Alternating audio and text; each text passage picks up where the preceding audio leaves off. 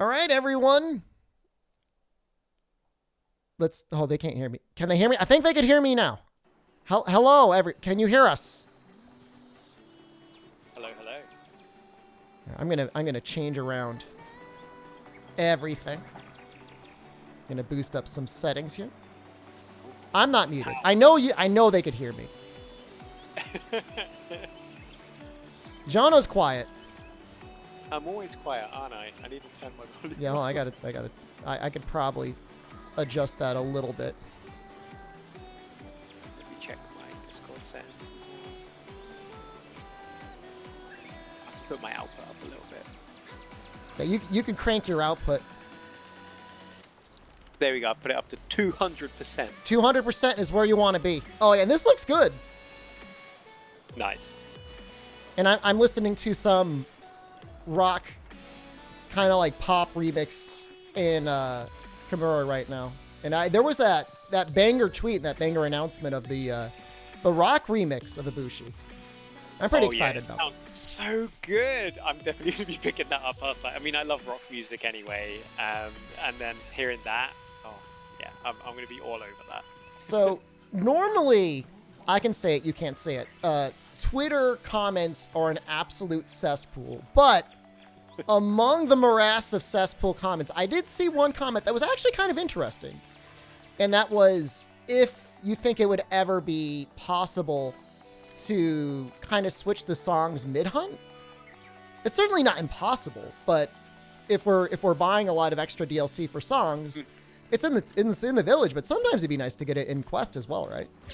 It's a cool suggestion actually, and something that I'll raise with the team and be like, hey, because when you look at like another Capcom title like Devil May Cry 5, obviously they had the really cool feature where you could mix songs around depending on who you were playing as. You could have like Dante's combat track as Nero's combat track instead of, and if players would like to see something similar in Monster Hunter, I'm more than happy to raise that and go, hey, we've seen this. Obviously no promises, because the joys of game development and how far in advance things need to be. I mean, who the hell even knows, how that stuff is coded in terms of, because there's like a little bit of like a dynamic music thing going on in the hunts anyways, right? Mm-hmm. Yeah, obviously when you encounter a monster like Magnum Arlo, for example, and their music plays, very iconic. So yeah, like happy to raise it, and if the community wants stuff, and they share it with us, and as you said in the comments, in a constructive way, I think the guy that said it was kind of an asshole about it, but I mean, it was still a good idea. It's not a bad idea. I mean, it's certainly enough. It's like if it's paid DLC, the more value you could give to that, right? Oh, it makes sense. Yeah, the better. Yeah, and if the community and the players that kindly purchase it feel that they're getting their money's worth and they get to hear it when they want to hear it, that's a big win for everyone, really. So yeah, it makes sense. All right, so people are already getting on me about it. So first of all, before I even get anywhere, everybody, hello, and please welcome Jonno, the newest Capcom EU Community Manager. Is it Capcom EU Community Manager, or is it EU Capcom Community Manager? Does the order matter? It's technically EMEA. I don't even know what those... I should probably know what those initials mean. I mean, you're not far off from it. Basically, Europe... yeah. Europe and UK, because UK is no longer... Yeah, Europe. I mean, yeah, so... I'm sorry, yeah. I shouldn't laugh. I shouldn't laugh. If you're not laughing, you're crying. So I can laugh a little bit. Yeah, I have a feeling like so the UK is still in the continent of Europe, but it is not in the European Union anymore. So that's kind of the descriptor. So, but yeah, still fall under the Europe banner. Don't worry, my country's made dumber choices, so it's not really. We're in together. I mean, it's not. I mean, we're definitely in competition for something, but it's not something you want to get the award for. Okay. So yeah, I've teamed up with Steffi, who's the German Monster Hunter community manager. So we're handling the Europe side, and obviously you've got Yuri, obviously a mainstay of Monster Hunter over in. And so the pressing question of the day, evening, I guess, for everybody in the Euroland, is a small. We just had a stream together just about less than a month ago, and in that, I was like, I've been going through a lot of the older Monster Hunter games, been showing a lot of excitement and appreciation for the older titles. I said, is it ever possible that we would see an old game, remastered, re-released, brought forward to speed in some way? And you had the very kind but realistic response to being like, it's never impossible, but right now we're focusing on Rise. But that being said, for some reason, somewhere on the Japanese Capcom website, we saw under Monster Hunter G, which is the G-Rank expansion to the original PlayStation Monster Hunter, available to play on Steam. Any official or unofficial or off-the-record response to that? So that's very interesting, and you can imagine, obviously, me hopping on social media in the morning and seeing that America has been talking about something quite interesting. You're like, what? You're like, news to me.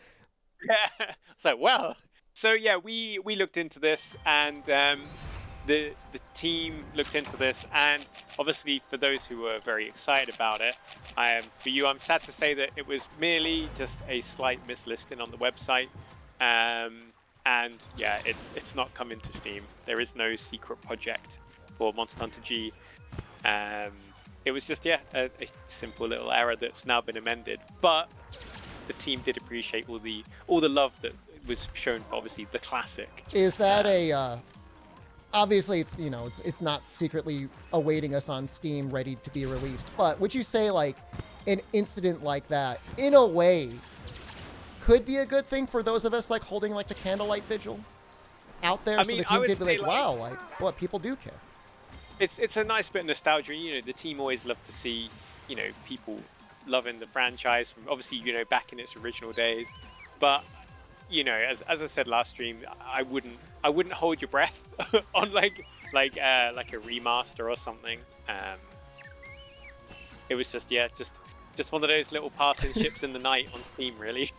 We will never stop believing. It's going to be like the X-Files, and we're all collectively Fox Mulder, and we've just got these posters hanging up around our room saying, like, I want to believe, and it's just going to be like an old, like, 120 polygon Rathalos staring at us, saying, like, I want to believe he'll come to us someday.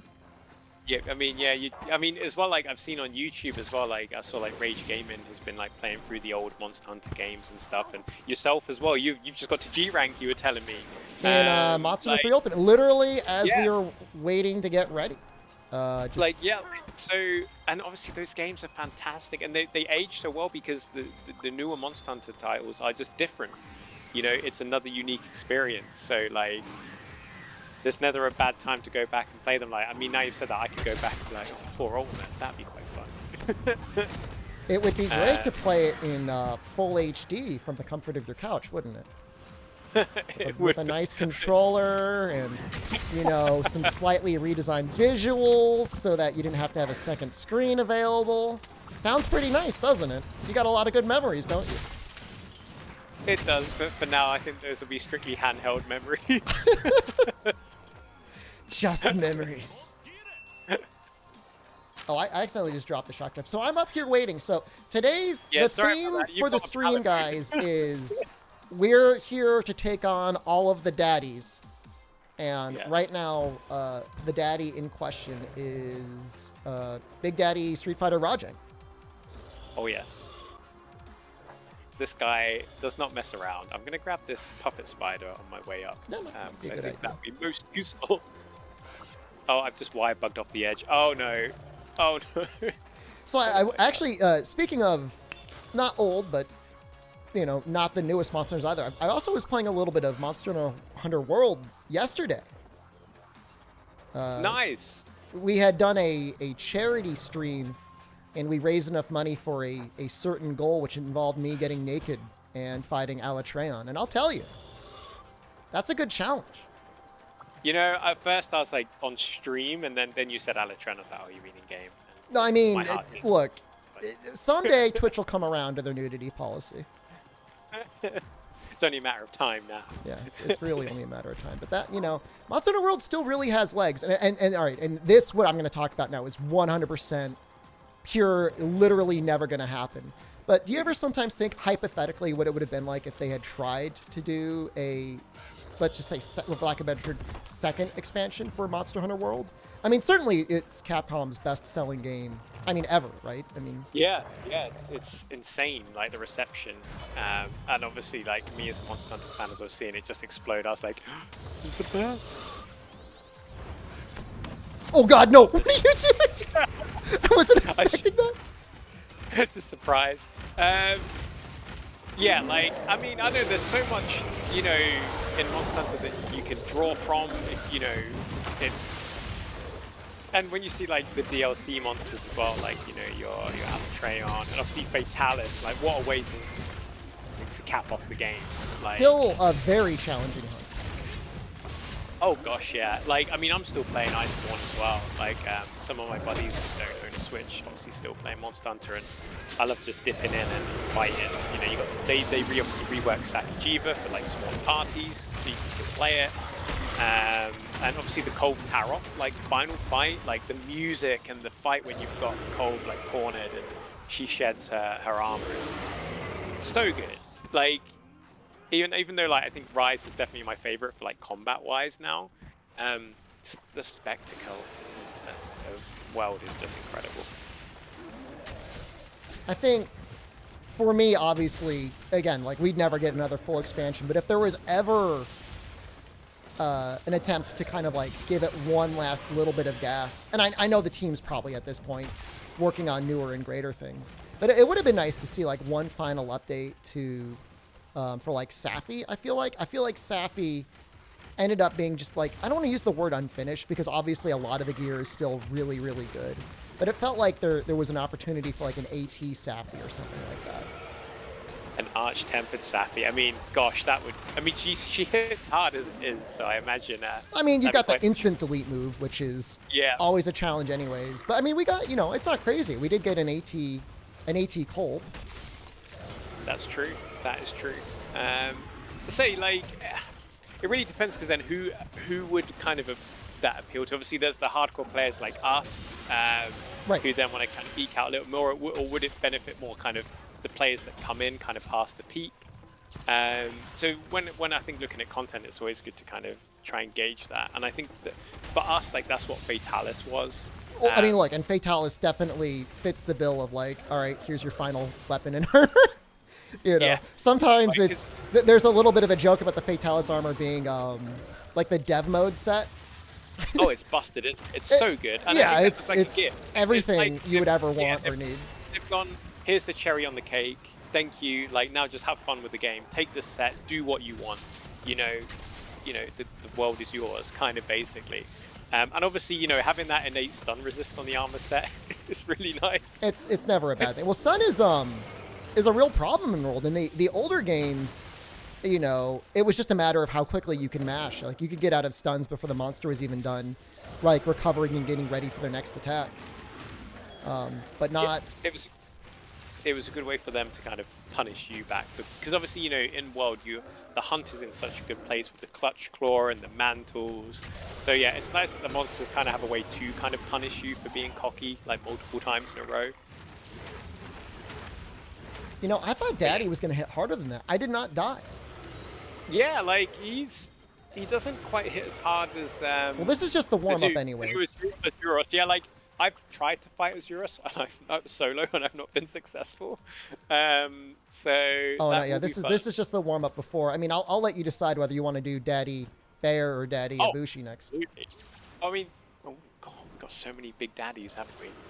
It's like Father's Day in Monster Hunter. They've all come out to see us. Hold on, are these two? This Rajang laser beam is just like disgusting, by the way. Hello there. It's like, hold on, which one's they decided to make put a little bit of Lost Planet in our Monster Hunter. Oh, you love it. You love to see it. It's just like you just keep wrapping him with the... Oh yeah, no. No, I'm gonna get as many as I can. Well, that's awesome.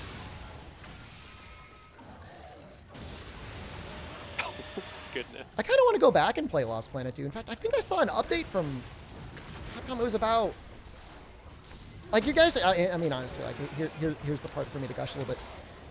actually talking about issues in Lost Planet 2. Something with games for Windows Live is making it not work properly.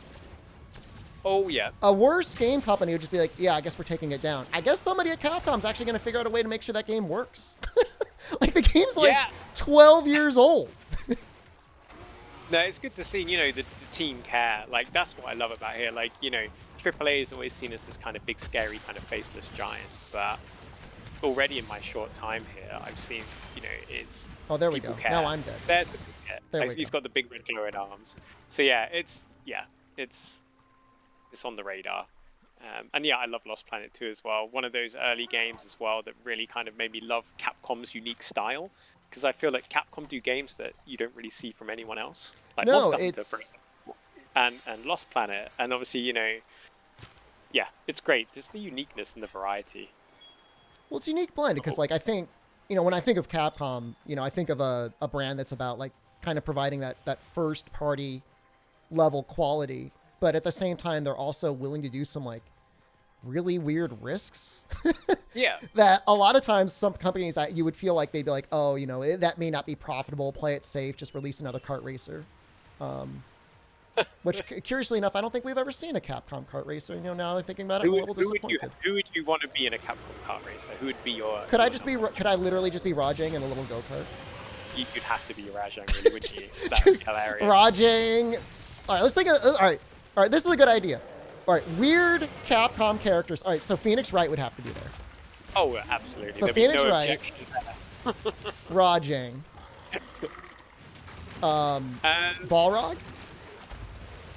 See, I want all like the weird characters. Other people like want cool things. They don't want like Ryu or Ken or stuff like that, or Chun-Li. I would want like a Licker from Resident Evil. A Licker from Resident Evil. Somebody just said Mr. X. Yeah, Mr. X and the Licker would be great. That'd be great. Yeah. What else? Who else have we got to get in there? Obviously, what about from Mega Man? Who would we have from Mega Man? Will it be like Dr. Wily? I think you would need Wily and probably Mega Man together. What, coming together for the greater good of winning the gold trophy? Oh my God! What if it was like a little bit like Double Dash and they actually had to like sit together in the cart together? It was Mega Man and Dr. Wily. Like, we got to put our differences aside, Mega Man. Or just mixing it together, you got like a Brachiodeos and a zombie sat next to each other. I mean, it's making me feel a little bit about Teppen, the card game, as all the Capcom properties. I haven't played it in a while. I had a person Patreon me to play it over the summer. It's a good game. I enjoyed it for a long time, but I think that's technically, because Capcom does have a number of titles that are essentially like licensed out to other developers. I think it's essentially a gung-ho piece, and they just were able to get the Capcom license for it. I don't know. I don't know the exact specifics. But it is an interesting game. I got briefly first in the world in it. No way. You were the I was the Teppen. Addy. Teppen is literally just the top. So there's a big deal. I mean, of all the card games I've ever played, I've never felt one so intense about being like, I guess you got to be the best now. You're not the best? Then who are you? Hold on. Yeah. It was very difficult to stay at the top. That's all I'm going to say. I can imagine the competitiveness. Oh, I did that a bit early. Oh, I'm so scared. Just going to glug this. Yeah. I like that. Capcom Kart Racer. Someday, I'm going to believe that that's going to happen in my lifetime.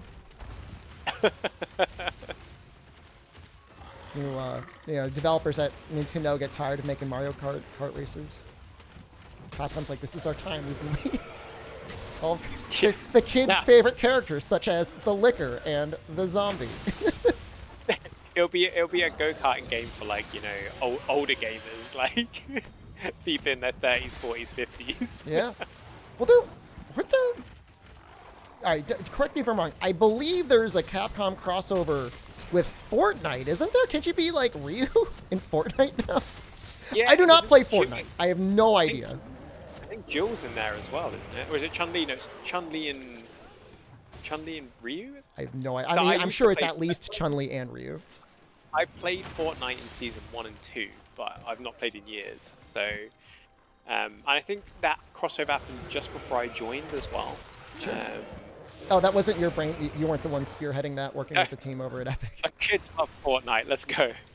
But no, it's really cool to see, You know, and obviously Fortnite has like the next generation of kind of, you know, gamers Yeah. effectively. Oh, I mean, love it or hate it. I mean, it's a reality. Yeah, it's a powerhouse, and yeah, so it was really, really cool to see. And it's like, you know, when you see like, you know, Rathalos in Smash Bros, it's like, wow, like, oh wow, oh, I was full health. Oh no. That's what we expect from the daddy monsters. That is, yeah, don't let Daddy hit you with a rock. It doesn't go well.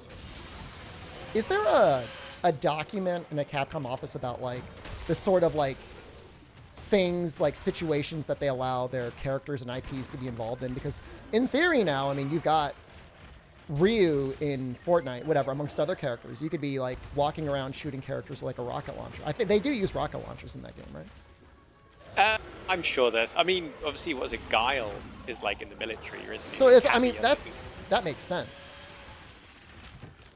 I'm so scared. The monkeys are working together. Oh no! Oh what? There's two of them? Oh no! I might pop a powder for us. Because I mean, obviously Capcom's a lot more willing to be flexible with their properties. Like I'm thinking of Disney in particular in terms of like what they allow from like, you know, Mickey Mouse and Goofy and stuff like that. Like Sora being in Smash, which it's great he's in Smash because I know there's a lot of people that love him. Yeah, he's a very popular character. Yeah. But then it's like weird when you like, you know, there are all these other characters and like they just show up like barely in the background. I mean, that's in such a rich wealth of game characters from everywhere, basically. So I think getting in is always tricky. But the fact that, you know, Monster Hunter makes an appearance, and as well, you know, it's not just like a sticker; it's a boss. You know, it's serious business when Rathalos shows up. Is testament. But I remember as well, you know, when the hunters were coming out, I was like, oh my god, can you imagine if they announced like a hunter as a character that played like the Pokemon trainer, but you use like different weapons or something like that? I was like, that would be the dream as like a Smash Bros player for me. But still, you know, even though, you know, obviously Sora got announced, and that meant so much to so many people, and that was nice to see. Even though I personally didn't get my like dream fighter, it was awesome to see. I think we so got like a Mii costume for the Dante Mii costume, I believe. Dante, I could have sworn there was a Monster Hunter costume. I could be hallucinating. Oh. I have to double check. I've not played Smash in a while. I mean, I haven't either, so I don't want to be the one going out on that. I mean, there is the Hunter in Capcom Infinite, Marvel vs. Capcom Infinite, which I've just never really gotten to fighters. The only one I would really get into is Smash Brothers, but then I go online, I just get completely decimated. See, I used to play Street Fighter at uni. That was like a great way to socialize and have a laugh. And I played Marvel vs. Capcom 3, I think it was.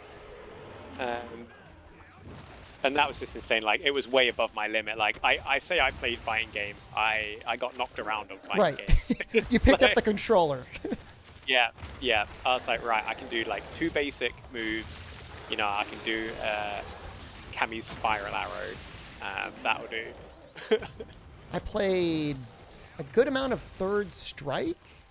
I don't want to claim like I'm good at Third Strike either, but I think of all the fighting games, I probably spent the most time in that one.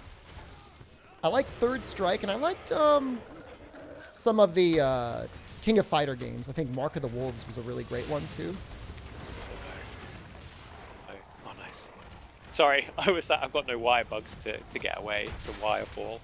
Well, he's so close. And I'm glad we have some sort of like a unwritten alliance here to not finish this through a capture. We did it honorably. Yeah. Oh yeah, we're going all out. You know, we're asserting dominance here. I'm gonna say that I like you. Don't feel pressure to like me back. Just follow your heart. Yeah, you're right. I like you too. You know, we've got to assert dominance. Both the horns gone, carving him up. Yeah. So Mr. Havoc had a question. Is this Rise on the Switch or PC? This is Rise on the Switch. It looks pretty. I mean, it is literally like dark magic Capcom performed to make a Switch game look like this.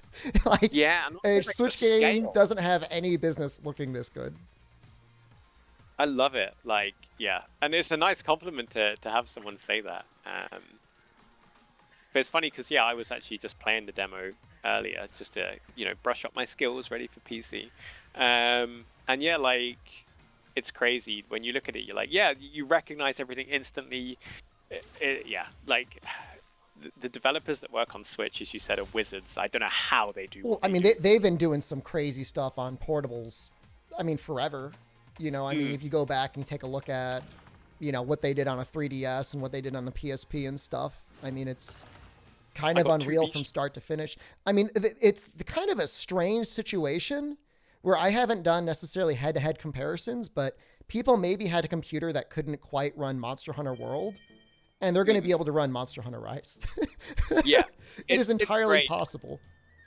Yeah, and I think an interesting thing is obviously a few of the criticisms we've received are like, oh, this doesn't look as good as World, or, because obviously World was built for home consoles and PC.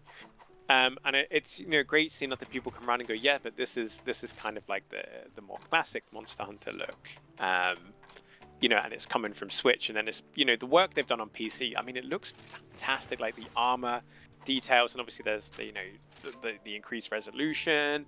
Like, it looks beautiful on Switch, on the PC. Obviously, people have been spoiled with Iceborne and World, and obviously it's still a beautiful game. Away. I mean, you load it up, you're like, holy crap! Like, how does this game still look so good? I mean, easily the best looking game of last generation, and arguably, I mean, with upscaling and stuff, maybe still one of the best looking games even in this generation. Like, I don't look at like Returnal or what was that one game, Godfall, or anything else like that, or I'm like, wow, that game looks a lot better than World. Like, World is still like way up there.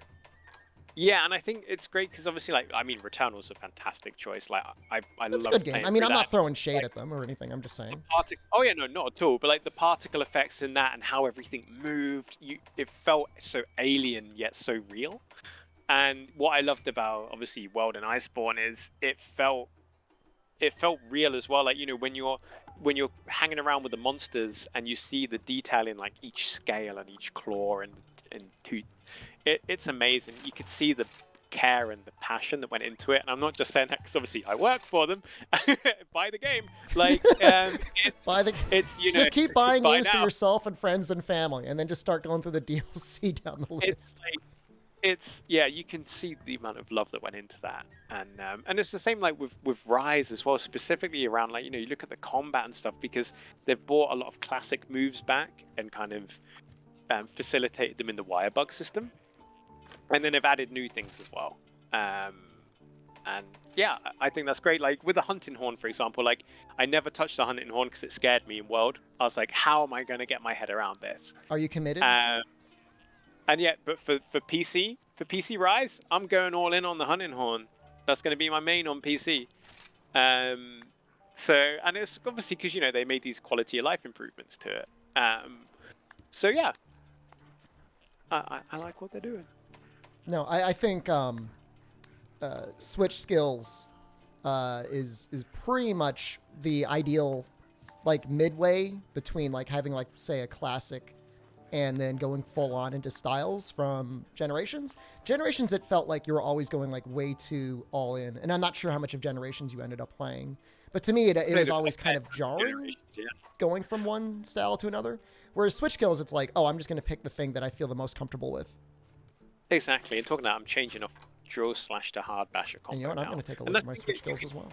You can mix and match, and I think that's what I love. I'm also actually going to change another one. I'm going to change slide and slash back to advance and slash, but obviously keeping Metsu Shurigeki.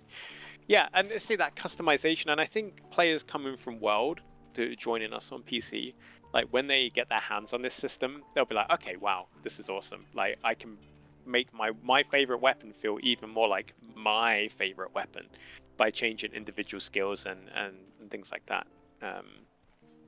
And that excites me. I can't lie. Like seeing people discover that, and the wire bug as well. Like, the clutch claw gave kind of new mobility and new ways to hunt. And I think honestly, the wire bug takes it to the next level. Right.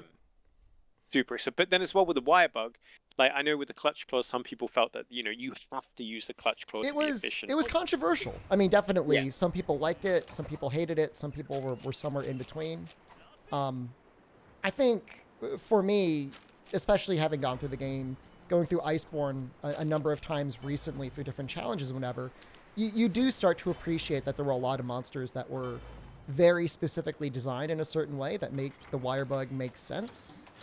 I think that the one probably the only thing that, I mean, it's good and it's positive, but you only have to go off of what the playtester said is the claw stagger and how that impacts like the pacing and the flow of it. But when you're designing monsters where you have to use the clutch claw, you have to respect that the development team wants to make sure that people are able to use it. Because if there's never an opportunity, if you're constantly getting knocked off, and if the player, say, doesn't have Rocksteady or Temporal Mantle, what are they supposed to do, you know? Yeah, it's always a nice balance. And what I like as well about the wire bugger, like obviously we like to watch people are saying, it's advisable to use it, especially if you don't want to be like volleyed, but you don't have to. You don't have to like think, okay, when's my next opportunity to do this specific thing? Like, when do I need to weaken the monster? It's like, I'm going to use this. I'll save it for evade or I'll save it for offense. Like, and I like that. I like flexibility when I'm hunting. I like putting my mark on things on my style of hunting. Even though I am running a sword and shield kind of damage set right now. Still yours, though. The only thing for me that, for the wire bug that feels too powerful, but obviously we're still yet only in high rank and we've got Sunbreak for Master Rank, is sometimes the wire bug recovery does feel a little bit too powerful. And I'm sure the developers themselves are tuning into that, and we're going to find more.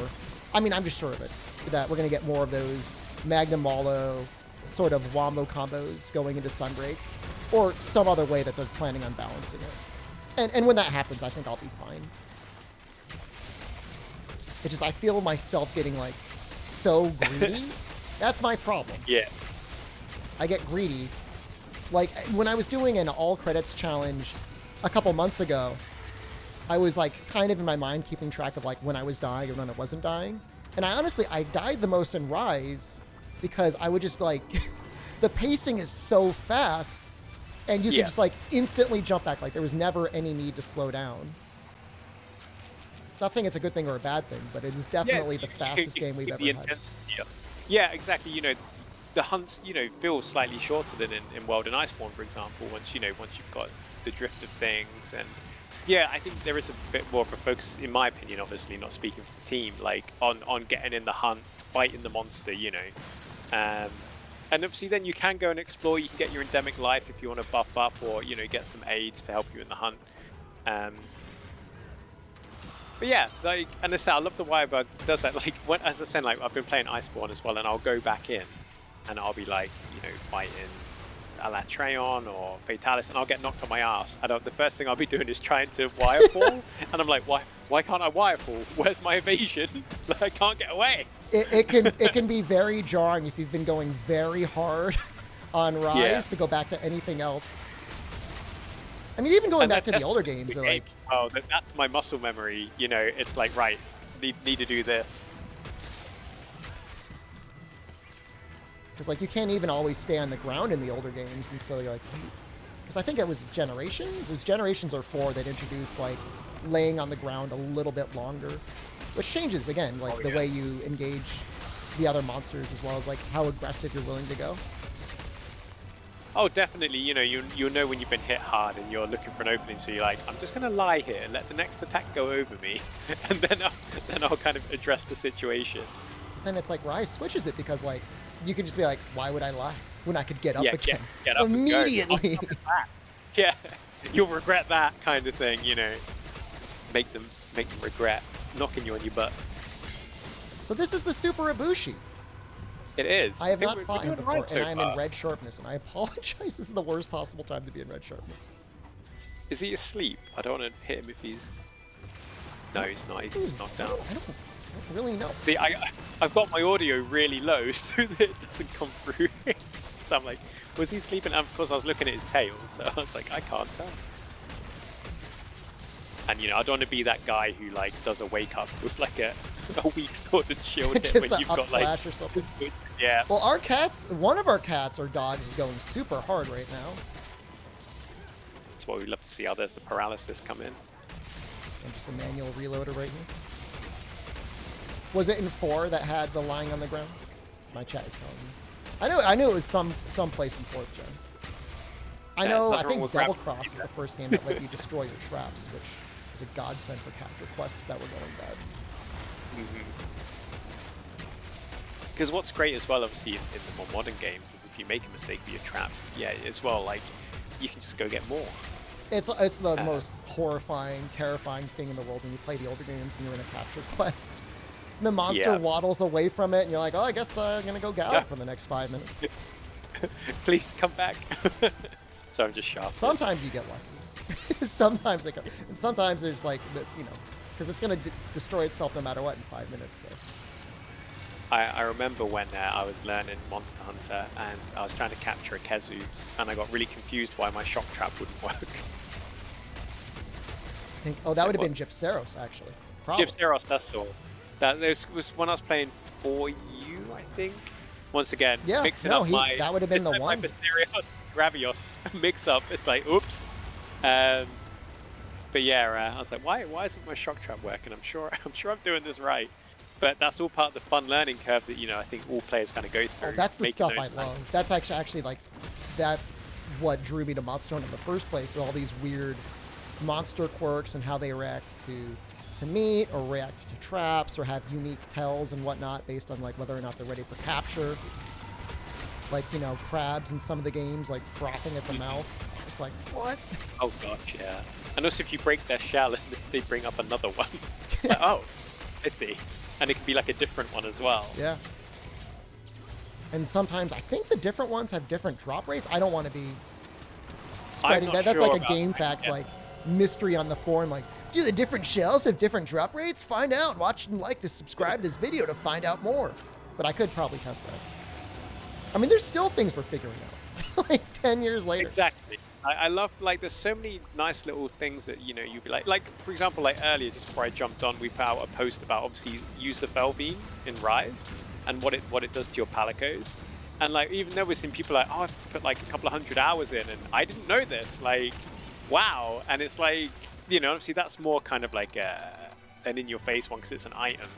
But there's so many subtle interactions, like, for example, in World, Odogaron, hitting it with water on the Ebony Odogaron, knocks it out of its dragon state. Yeah. And yeah, I love all that, So wait, hold on. What does the Fell Beam even do for the cats anyways? I know it makes them like more active, but I actually don't even know. I've got it on me. So use the Fell Beam. It makes them do more attacks and they do more damage. They use their support skills more often. They have increased regen and increased evasion. So hit harder, hit more often, less likely to get hit, and if they do, they heal. So it's cat very drugs or dog drugs. It's definitely a cat motivator, yes. It's like getting out a bag of dreamies, just throwing it at the monster. And it's great as well because obviously I know like a lot of people like using Palamutes as well because they seem to attack more often because they mirror your hunter. But it's nice that you can kind of use a tool to get your Palico in the mix for like a short period of time. I mean, for the vast majority of my playthrough of this game, I would normally use double cats only because I felt like they took more items. I think you were able to get the thief cats. Yeah, I've got one on me actually. It did steal a beast gem for me from Daddy Rajang. Yeah, that feels kind of nice when you're grinding things out. And for me, like, I use all of the weapons, so I'm doing a lot of grinding most of the time. I bet. What are you going to go to Sunbreak with? What's your first Sunbreak weapon? Man, I love the Switch Axe in this game so much. Switch Axe would not be controversial. Well, I mean, it would be controversial because I used to not like Switch Axe, but that was before I was uneducated. I'm enlightened now. Even old-gen Switch Axe, I've learned to love the Axe mode. Even the Axe mode? Especially the Axe mode. That's like, I undervalued the mobility in the old days. I'm like, I only cared about damage, but the mobility, if it's letting you get off so many more attacks, can do so much for you. I love the Silk Bind attack where you kind of come flying down through the air with it and stab through them. Like, it's so anime. Like, I love it. And it looks cool. It does great damage. Yeah. It's practical. Like, I think, like, I wonder if Switch Axe will be the next big weapon after Longsword once Longsword users fancy trying something new. They won't. It's your weapon. No. Longsword users know what they like. Oh my god, did you see? That was so good! You literally just nuked him. So much for that phase.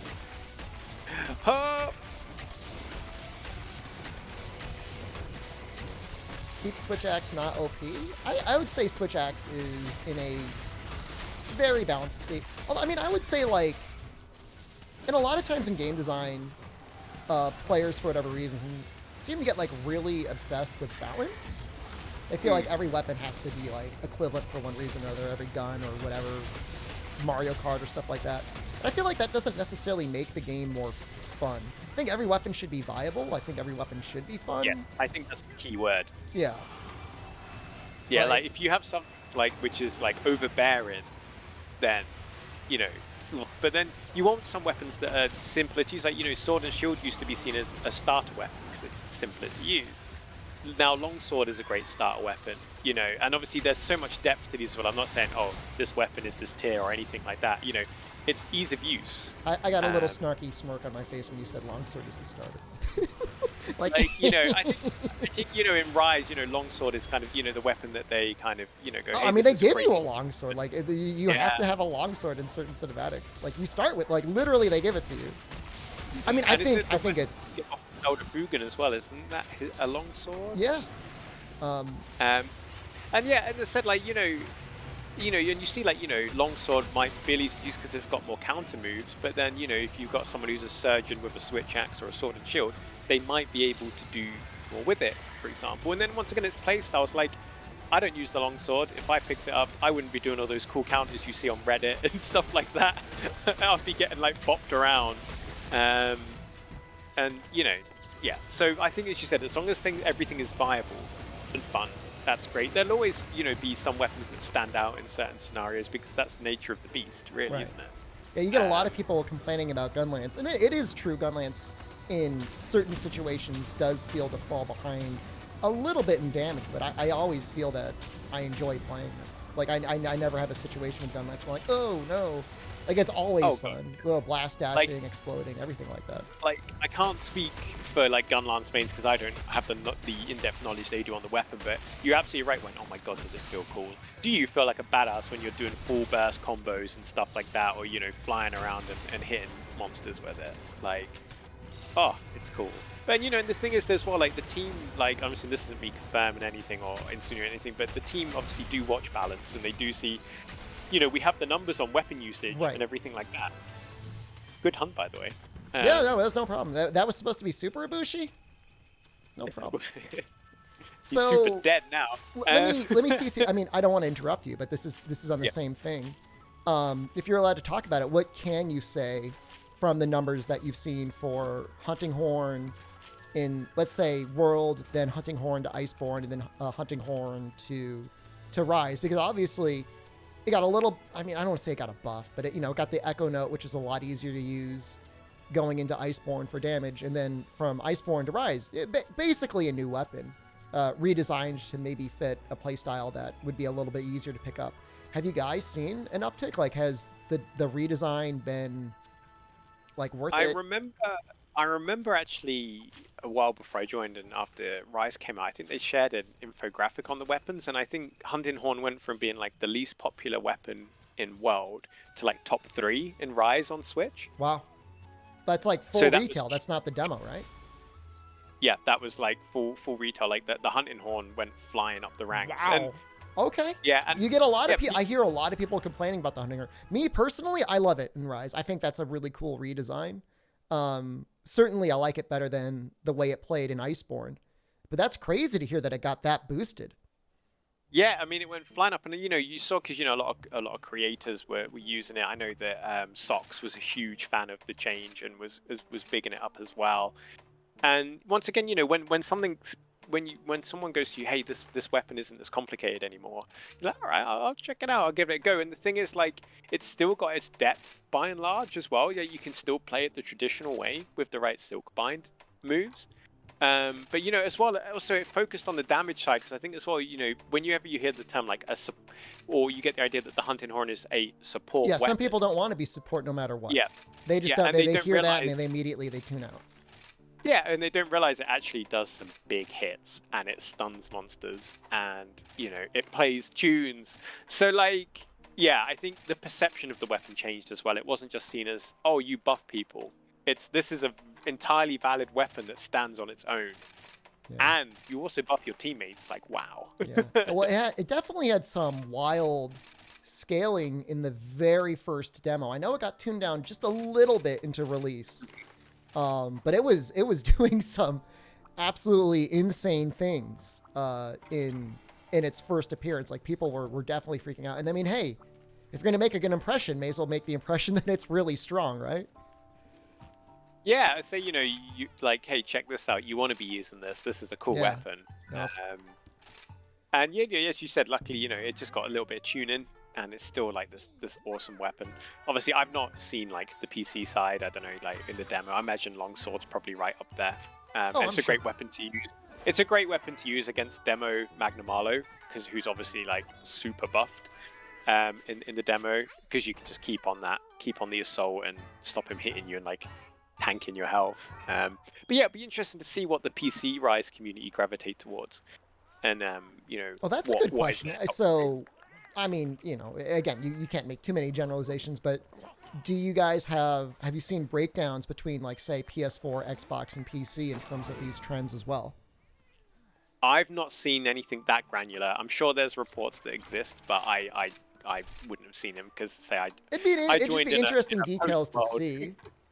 Yeah, it's always fun. Like, I'm sure those are around there. I imagine console would probably be similar, and there might be a slight difference in PC, but that's I doubt it would be very different at all. Everyone loves a longsword, I think. But no, it's always nice to see what these trends are and why that could be, or regional as well. Like, does the West have a different preference to the East, for example, and things like that. But time will tell. Jonno, I was really hoping we were gonna struggle a lot more. Well, we're about to do. We're gonna struggle now. We're gonna struggle now. Like, Apex is yours. He's coming. He was battering me on the weekend. I was trying to beat him the weekend he came out, and I was just playing solo. I was like, I don't want to go into a multiplayer hunt and just bring us all back to Kimura. And yeah. Like, people were moaning that Rise was like too easy for like the hardcore players. And I have to agree that all right, it wasn't too easy, because for the people that stuck with it, some of the advanced quests were actually genuinely challenging. Like, those things hit really, really hard. So it's not 100% fair, but at the same time, we never really were getting the equivalent of what we had gotten in World, and to some degree in Iceborne, of whatever Apex, AT, whatever you want to call them, super monsters. Until now. Yeah, and like now, and I think it's a great way, because obviously I know they're not an accurate representation of master rank in regards to like their behavior and stuff like that, but they hit hard, and it's a good way to make sure you're on your feet, and they're relentless. Their resistances are there. And I think as well, a lot of players who are like, oh, Rise is easier, forget that World was their first game. It's even harder as well, because you don't understand Monster Hunter yet. You haven't got the flow down. But then if you come from like Monster Hunter World or Iceborne into Rise as a newer player, you know what's up.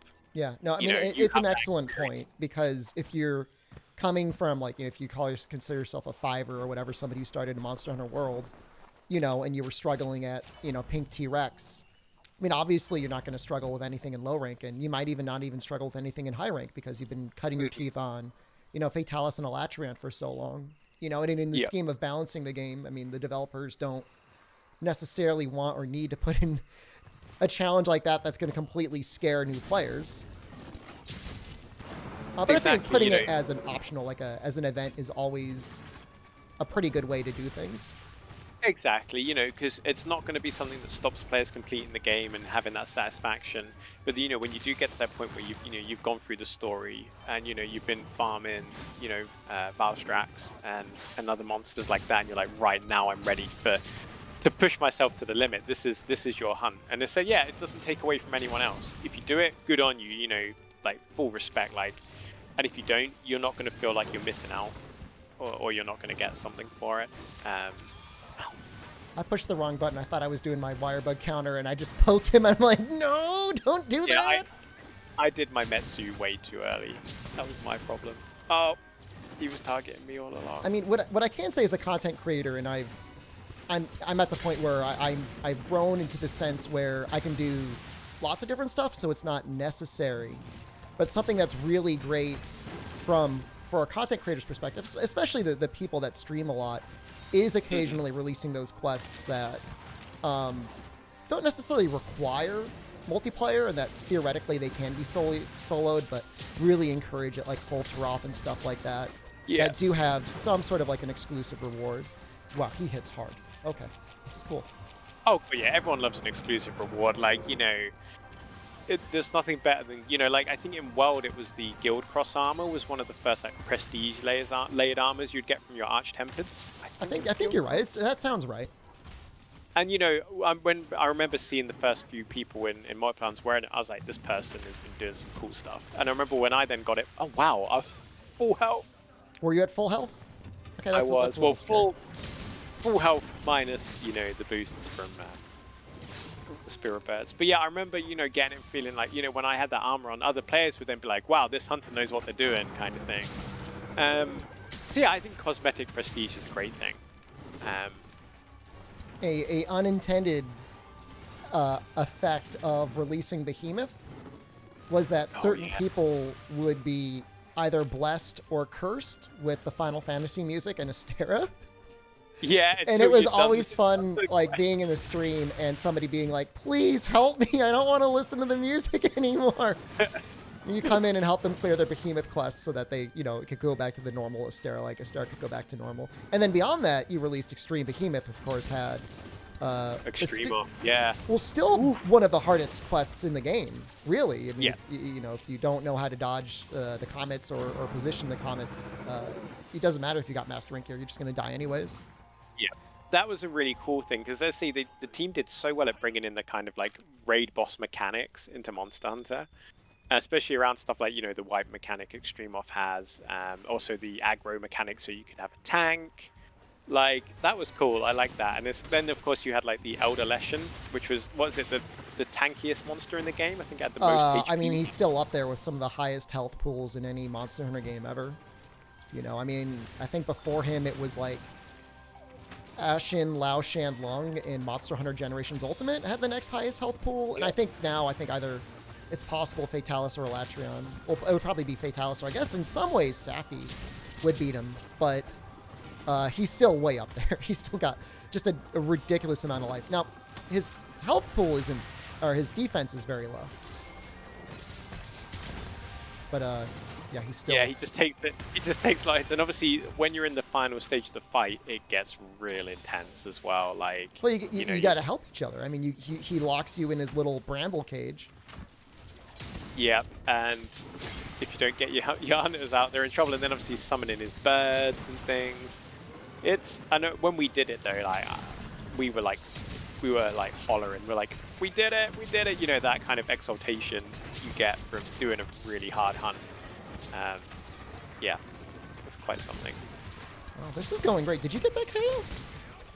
I did Metsu. Yeah, so I think you got that. That's amazing. Oh no! Especially because I'm so sorry. Really unless this goes perfect. It went perfect. Oh my goodness. All right, hold on. Do I have bombs? I do have bombs. All right, I'll do a Wyvern Fire. Okay, let me. I have not been using any of my wire bugs move, by the way. That's not me trying to do a challenge mode. I just kind of forgot how to use them on Gunblades. All right, hold on. It'll cool down soon, I promise. I don't normally have this problem. Don't look at it. Just gonna sharpen my. Please, everyone's watching. Nobody look. I've got full artillery. It should come up anytime soon. Do the. Can you do the? Oh no! I was gonna say, can you do the wake up with Shoryugeki? Wait. About 50% of the time, it works every time. Like sometimes I don't time it right, and I just go flying. I finally got my wire bug move off. Thanks for the life pack. I gave you a full-on dust of life for that one. No messing around. Oh, that was around. great. Wow. So I think somebody earlier was asking, and I know you have said, and I will respect it. You know as much as we do. Mm-hmm. Which I'm assuming you have a sort of like a Men in Black. They sort of like flash you with like a memory altering device every time you leave the office every day. Yeah, you just walk through the scanner. You just walk through the scanner. Oh, what's that? You know, to protect you from yourself. Is there anything you could share at this point about how things are looking for Sunbreak? You know, I mean, again, you know, not anything that isn't necessarily like not public information, but is there any sentiments we should be keeping in our mind going forward? I mean, you know, I think looking at it like, you know, it's going to be awesome, and you know, you can safely say it's going to build upon the foundations that Rise has put in, much like Iceborne built upon the foundations of World. And what's really cool once again is, you know, Director Suzuki is sharing regular updates that are kind of starting to drip feed more and more over on the Monster Hunter Twitter accounts, both on the Western and Japanese ones. But yeah, you know, as I'm sure, as you know, as we get nearer to launch next year, that, you know, more details will come through, more things to get excited about. Yeah, like watch this space. I would assume for now it's mostly all hands on deck, making sure everything's going to look okay for the PC launch of Rise. And exactly, you know, it's a huge focus for the team, you know, because, you know, the PC community are, you know, the youngest member of the Monster Hunter community after kind of console. So, you know, it's making sure that, you know, that they're very well looked after, you know, and that, you know, they get to enjoy Rise ahead of, obviously, because they're going to be joining Sunbreak at the same time as Switch. Right, and that's the first time, I guess? Because I think even for Iceborne, I think it was delayed by like 2 or 3 months. I think Iceborne came out for console in, was it September? And then I think it came out on PC in January. Does that sound right? There was a difference, yeah. A little bit. But yeah, this time, you know, the whole Monster Hunter Rise community are coming in together at the same time, which means everyone gets to share the excitement, everyone gets to share the discoveries together, and oh, pardon me, I'm really, really excited to see that. You know, nothing like simultaneous launch for that togetherness, basically. Do you feel like that's the sort of thing that is going to be a priority going forward, do you feel? I mean, certainly yeah. The COO has said we want PC to be a major thing. And I'm assuming, I mean, I think it's fair to say, you know, it's probably a little bit more profitable when you're able to do full digital sales rather than worry about retail and having to go through all those additional expenses. I say this not as an individual. I say this as a Capcom stockholder, by the way, Jonno. Since we spoke, I bought some Capcom stock. There we go.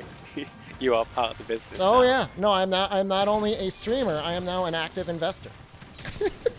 I will find my way into those meetings, Jonno. I will tell them the stockholders want Monster Hunter G on Steam. Yeah, it's not a matter of if, not anymore. Yeah, we have voted. They're all like, we have much more profitable things in the future. Like, no, we want our old games on Steam. It's just every shareholder meeting, oh, he's here again. Oh no. So it's that shareholder contingent from NA. Oh, not even necessarily NA. I'm sure there's a lot of people worldwide. Oh no! That's right. I fainted twice. That's on me. Nobody cares whoever fainted twice. It's whoever fainted last. Oh, phew. I feel so much better. Yeah, no, you didn't do anything. Yeah, like as you said, like the CEO said as well. Like, you know, Capcom's big focus is, you know, bringing the PC community in. You know, making them feel like a full whole part of the Monster Hunter community as they are, and a part of that is the simultaneous launching. And you know, hopefully, you know, Sunbreak is that kind of that line in the sand where it's like SimShip is the norm now. And you know, don't quote me on that, but I think you know that's basically. Well, I mean, you know, from at least stated intentions, right? I mean, you know, that's at the very least, I think we can think that would be the goal. You know, yeah. Is it going to happen forever, constantly? I mean, please. I mean, but they're going to do the best that we can. Yeah, yeah. You know, it's important to the team. PC players are important to us, just as our Switch, Xbox, and PlayStation players are too. Wherever you can play the game, you know. Exactly. We're all hunters. You know, we're all Monster Hunter fans. We all care. We all want to enjoy it together and talk about it. And you know, it'd be great when you go on like the Monster Hunter Reddits and you see everyone from Switch and PC, going rather than PC going, oh, I look forward to playing that, to going, oh, I hunted that too, and that was really really cool, and stuff like that, and like sharing tips and tricks and stuff like that. Well, I distinctly remember. So from the very first moment World was revealed at E3, that had been E3 2017, probably around there.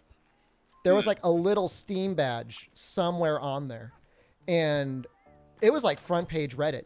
That's how popular it was. Like people were absolutely losing their mind that the game was going to be getting any sort of recognized PC support as well.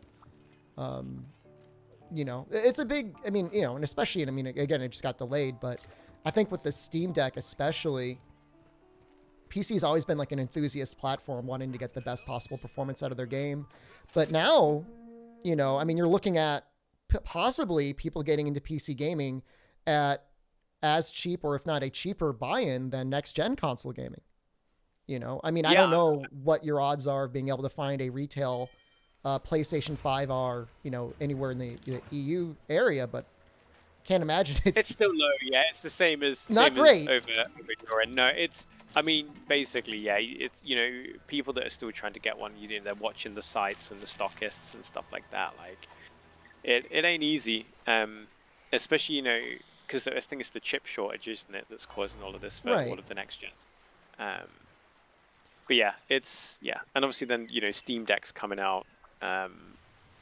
It got a little delayed. I think the way they're doing it is so nice though, because like even though there's a delay, there is this rosy feeling in your heart that, you know, eventually it's going to get released and you've at least reserved your spot in line.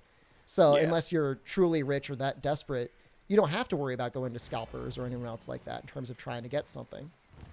Yeah, and that's huge, and especially, you know, around like the festive period when, you know, there's going to be a lot of parents and partners who are going to want to get someone like, you know, the Switch, the PS5, the Xbox, the Steam Deck, you know, anything that kind of like counteracts scalping is a great thing. Yeah, no, it's been very confusing to me in some way. I mean, the conversations that we've always had is like, ultimately the retailers only really care that they've sold the thing, right? I mean, I hate to say that so callously, but ultimately, does it really impact Target or whatever U.S. retailer that much, whether the person's buying it for themselves or they're buying it because they're going to try and flip it on eBay? Yeah. You know, and in some small way, the Sony, I guess, and Microsoft have both tried to help a little bit. I know when I got my Series X, I got it literally off of the Microsoft website. Because I'm like, I bet nobody's going to think to go here. And they actually had like pretty good you know, scalper protections. Whereas for Sony, I feel like it's a little, like, I know you can get like a list and they'll email you and be like, all right, you can try and get a PS5 now, maybe, if you're lucky. Hasn't been it's great. Tricky as well, like on a global scale as well, because obviously, you know, like we all have regional retailers, like, you know, you got, for example, like Game over here, and obviously you got like, you know, your like Best Buy, Walmart, and GameStop over in America and stuff. Yeah. So like, I think, yeah, it's easier for regional retailers to implement that much for like Sony or Xbox on a global scale. Go like, how do we deal with scalpers in every country? Oh god. I mean, it's not easy. I mean, I'm not saying it's a simple thing by any stretch of imagination. Talking about spicy topics, and you can feel free to just completely nope out of this if you want. NFTs. Let me first say, I hate NFTs, just so you know where my immediate bias is. A lot of video game companies, for some reason, thinking that the future's in NFTs. Has Capcom made any statement, internal or external, that you're able to say about where their stance is on them, including them in their games and their IPs and their assets? Because it's been killing me. It's literally been killing me to see all of, like, a lot of pretty beloved, you know, artists, creators, and whatnot, getting into something that more or less destroys people's ability to get those chips, destroys energy and stuff like that. You can just say no. It's not. You can say you don't. I don't want to ask. I don't answer for you, but don't feel. Like I'm but a humble community manager in, like, you know, in Europe. I've not seen any chatter about it. Obviously, you know, other studios have been chatting about it, obviously quite publicly on Twitter. Like, but no, I've not seen anything. That's a relief for just exactly what it is. So thank you. That's right. It's just really, it's annoying and sad is what it is. And I worry it's sort of like a speculative market that's going to end up really just like robbing like innocent like investors, saying like, oh, maybe this is where I should put my money, and just losing a lot of their personal, you know, income and savings to it, as well as like the massive amounts of electronic waste that comes along with it. Absolutely, yeah. I mean, because I have no interest in them, I don't dig into them. I know, obviously, that the big thing I know is the environmental impact that's been discussed a lot. But, you know, as I said, I have no interest in, as an individual, getting involved in them, so I just keep them at arm's length. But, you know, obviously the industry, certain Some of them are willing to do it. I mean, you know, I think what we're seeing more and more is like, you know, in the beginning there was a lot of people trying to extol the virtues of them, and you had a couple people on the fence, and you had some companies saying, oh, maybe this will be an easy way to make money. But I think you're seeing an increasingly loud chorus of people being like, wait, this not only looks like a scam, but this is probably contributing in a pretty large way to a lot of the, you know, waste of, you know, be it you know, energy as well as chips and stuff like that, and, you know, sort of the effect that it's having on everyone. Yeah, I'd say it's similar when you see about the Bitcoin and stuff. Obviously, all of the GPU shortage and stuff like that. Was it GPU? Or is it graphics card? I mean, yeah, I know it could be either. I mean, and but it is true. I mean, whether it be GPU or I think to a lesser degree CPUs, you know, people are using those to mine cryptocurrency for one reason or another. Oh gosh, I was saying about this Apex monster though, just to quickly switch back. It actually makes Wyvern riding really challenging. You have to actually think about what you're doing.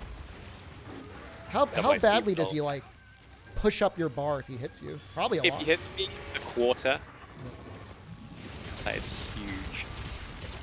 Oh, glad we got that one in. Yeah, like if he hits you, you really get punished. And also he can hit you through your moves if they don't connect to him first. So like you lose that kind of hyper armor with the Apex monster hits you. Which is really tricky with Toby Kadachi. It wasn't too bad it was an ogre, but with Toby, who has a lot of kind of like slow wind-up moves, you really feel it. This feels better, by the way. I feel like this hunt where we've got a little... Oh god, no. Never mind. I take it all back! I used up 2 wire bugs there. I completely ran out of stamina and wire bugs at the same moment. No! The cursed run. It's just literally every time I say anything, I die. Don't worry about me. Sorry, we got this. We got good damage. He's broken in a few areas. We've had 2 Wyvern rides. I don't think it means I don't. He's doing it. Always. What's he doing? What move? Oh, I'm stunned. If I had to guess, I'm carting here unless my Palico can do something amazing. Don't look at me. Don't look at me. Don't look at me. Oh, hey, your stun's gone. That's a good sign. It's just you watching my status bar. Like, yep. Tell Jonno about the Lava Devil Joe. So one of the final urgents in Village for Monster Hunter 3 Ultimate is Devil Joe. The final urgents are, was it Master's Test, which is what, Azure, Rathalos, Brachydios, and I think a Devil Joe?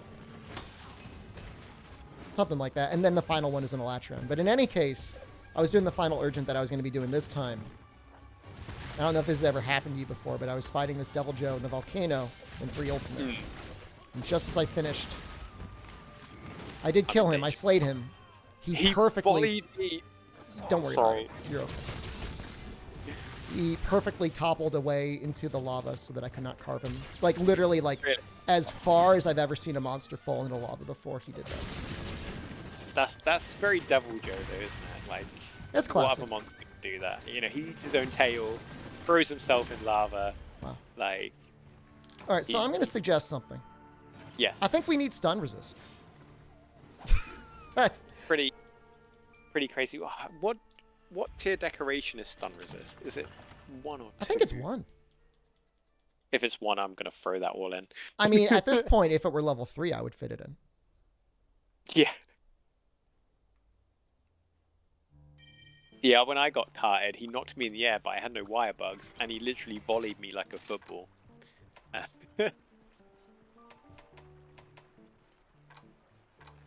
trying to think what I want to use next.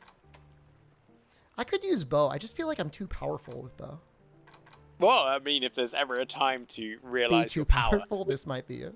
Okay.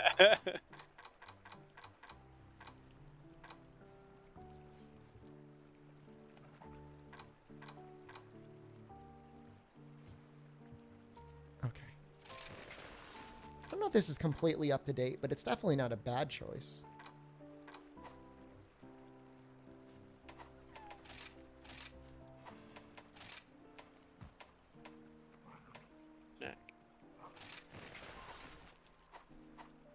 You're more fragile than tissue paper in a hurricane is built? Well, I mean, you certainly can't afford to get hit. Yeah, Certainly. like, and especially because it combos you. Like, it's not like you get hit and then, oh, I can get up and like have a little drink. It's like, no, it wants you dead. Okay, Like, so I lied. I said I was going to use stun resist, but I think with bow, this is so dumb. I think with bow, I may not get hit. that is the trick. Here's the That's thing. If the I key. get hit, I'm dead anyways. Might as well, yeah, might as well. Not bother with stun resist. I'm gonna quickly go and look at decos. Okay.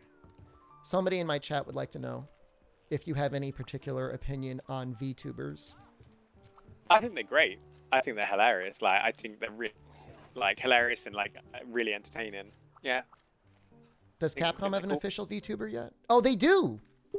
Yes, you know, any fans of Monster Hunter Stories 2 will notice a familiar face on the Monster Hunter YouTube channel, making a grand debut as a That's what they say. VTuber. They call it the debut. Mm-hmm. Yeah, because they use interesting like graduation, isn't it? When you stop being a VTuber and Yeah. stuff like that. I can't that'll say be that I know all of it.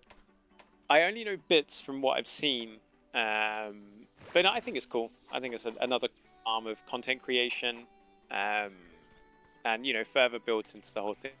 Internet, you can be whoever.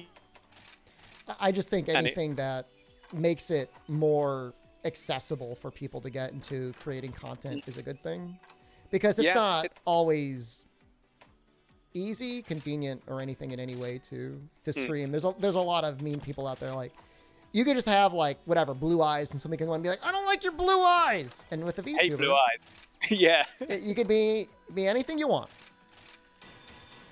Exactly, like, you know, and I said it's a different type of entertainment. You know, let's say it's cool. I like them, and it just shows, you know, it just shows how great content creation is, and that there's something for everyone out there as well. I'm So, bringing yeah, and Sakino with me yes. now. I'm bringing this is not This just is when- Sakino. This is actually the official Capcom VTuber. When are we getting a Shepherd VTube? There's been a lot of discussion about that. You don't see that much collaboration between, like, I don't know, do you call them flesh tubers? That's probably not the term. Oh God. You don't see much flesh tuber plus VTuber collaboration. I don't know. Maybe Sakino I could collab with someday. That would There you be go. that would be great. That'd be a dream. Thing to aim for. Sleep bombing used to be an insult. I don't think anybody that has started with Monster Hunter World forward has any particular love or disdain for sleep bombing. That was a controversy back in the day. Somebody's bringing it up now, Jonno.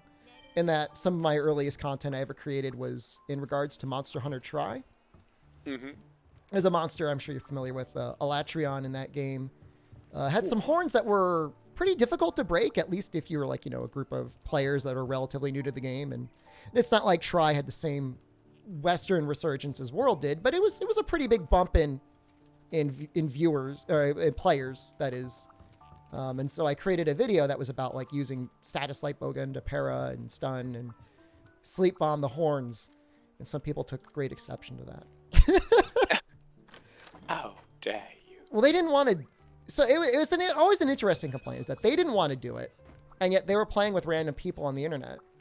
It's always an interesting thing, because like from the very beginning, my understanding is Monster Hunter was designed to be a cooperative game. It was meant to be, I think it was a multiplayer game that was developed exclusively to help Sony sell the PlayStation 2 network adapter. Are you familiar with that tidbit? Are you aware of I'm not familiar with that. No. So the PlayStation 2 network adapter, Capcom was specifically hired, as so occasionally they're done to create a series of games for the platform. Like there's a talk about like the GameCube 3 or the GameCube 5 or whatever. I think Resident Evil 4 was part of that as well. One of the greatest Resident Evil games of all time. So in a similar fashion, Sony, kind of like licensed or paid or hired Capcom to create some games, and they made, I think, Automodelista, Resident Evil Outbreak. It's like a little multiplayer-focused Resident Evil game. I actually never played it. I'd love to play it. It looks so cool. I remember because that was around my first year of uni, I think that was out. And one of the guys actually had the online PS2 and had it. And we were all like, oh my god, that's so cool. I think there were 2 of them, and I think there were rumors of a third, but it just never happened, whatever. I mean, if it was, towards the end of the PlayStation 2 life cycle, I could understand them not being able to, they can't just keep making Resident Evil Outbreak forever. Or maybe they could have, because again, along with the games that they released, Monster Hunter was one of them. And the real design decision was always for it to be, this is a multiplayer game, right? Not necessarily everybody that's going to be playing a game in multiplayer is going to be the best at action games ever. They don't expect them to be. The idea being that, you might have some people in a hunt that maybe won't be able to help contribute so much in terms of like iframing rocks and whatever, but could be, cooking meat, applying status. The older games especially, like even just getting healing items. Like, you can't even take buying herbs for granted, let alone buying potions. Exactly, everything mattered. Yeah. Like, slapped in the back. I always loved that about Monster Hunter. I still love it about that. Like, obviously, I've been playing the game for nearly decades now. And, I've gotten pretty good at it. But I think that aspect that there are designs in it that make it, accessible to people at all skill levels, and there's strategies at all different skill levels that could work. You can get really focused on how to hunt the monster with just your weapon, or you can think about like, what is the monster weak to? Is it weak to sleep or poison or paralysis, and apply that in the hunt as well, and take the extra time to, exploit the weaknesses rather than necessarily just like force your way through it. Yeah, exactly. And that's the thing, and that's why it was interesting, obviously, because we recently released the Guild Cross armor in Rise, and obviously some players were unhappy that there's this armor there, and literally the Guild Cross armor literally is just help you through like most of low rank and give you just make you a bit more tanky. It's not like you're getting some mad weapon. Should I be wearing the Guild Cross armor right now? I don't think that can save any of us. This thing is eaten through high tier goodies. So I'll say 2 things. I'll say it is absolutely, to me, an improvement over the Guardian armor. Mm-hmm. In that, as far as I can tell, you kind of really have to go out of your way in it. I don't think you start the game with it on your body, right? No, yeah, you just, I think you get it from Senri. Senri will hand it over to you? Yeah. And even within the skills, it might have defense on it. I honestly haven't checked that aspect of it. But it's mostly just a good gathering set. Yeah, it's a way for you to take more hits in a hunt, especially, if you come up against like a tough monster early on. And to let you, basically get more items, get more ingredients, get more, especially ores, to help you create more gear. And yeah, that's what it is. It's just like a way to go, right, the people that are playing at the minute, those hunters, this isn't for them. It's for new players coming in, or people that that have heard about Sunbreak coming and want to try Monster Hunter for the first time. And it just helps them ease in, so that, they then become another like lifelong Monster Hunter fan, and it benefits the community. And then what I loved as well is the team intentionally put the layered armor in at the same time, so that players people who just the like armor the design, wasn't for, so us, people are like, well, that armor means nothing to us because we don't need it. We're like, great, we get to rep a really cool classic armor, just like that. They were like, here you go, something for you as well, which I really liked. Oh no, I made such a mistake. I made such a mistake. I was trying to play this. All right. Third attempt. I got the strategy this time. Nice. I'm gonna bring The hunting thing horn. is, like, his attack is so weird. Like, timing my Metsu is so tricky because he'll like bring his arm back and then he'll be like, Yeah. and so you'll proc it and he'll be like, and then he'll beat you up once the counter window's gone. Yeah. I'm gonna bring Hunting Horn and Stun Resist. So I think it was done very well. I think the thing that, and actually Capcom asked me to do a speed run with the Defender and Guardian gear when it was first released, and it dramatically changed the speedrun times for base Monster Hunter World extensively. But the issue that I had, less the armor, more so the Defender weapons, is they so dramatically outscaled and outclassed really anything that you can make in low or high rank that it almost diminished that aspect of the game. I'm just trying to give constructive criticism feedback, trying not to be one of those nasty people on Twitter. I think it's helpful to give something that can give people a leg up to get through low rank. But I think when you start talking about would have been the natural end game of high rank in any game, be it grinding Elder Dragons or whatever, I think it's nice to be able to give people an option to still feel like they can play that part of the game and not just have it. Because the way the Defender weapons work in the upgrades, it's kind of clever from a perspective of helping out new players, is that you are guaranteed the upgrade at every key moment in the game. Yeah.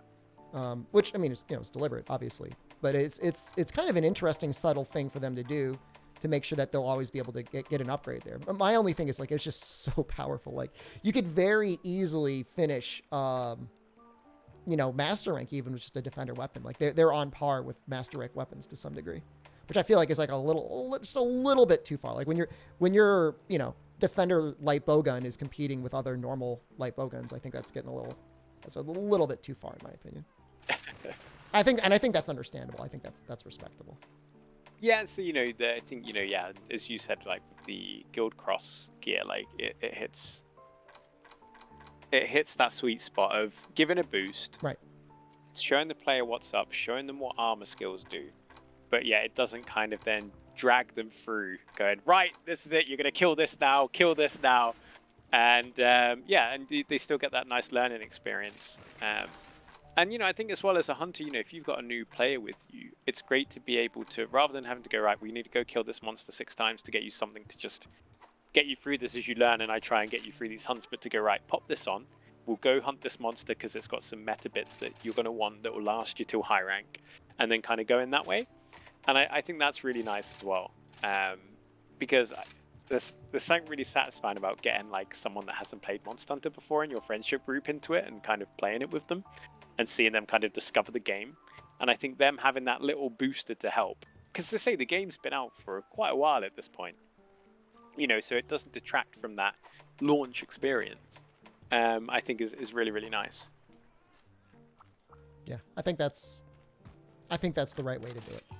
So I like that. That doesn't give me any agita or anything. It's just there's a lot of, you have it too, because for you, but I know World has been and still is a big game for you. I just want to treasure. I just want to savor every moment of it. Yeah, and then even then, with that gear, you don't have to use it either. You don't have to. You're right. You don't have to use it. Doesn't. Imagine if you spawned and it goes, right, this is sewn onto you now for the next 10 hours. But no, it's there. You don't have to use it.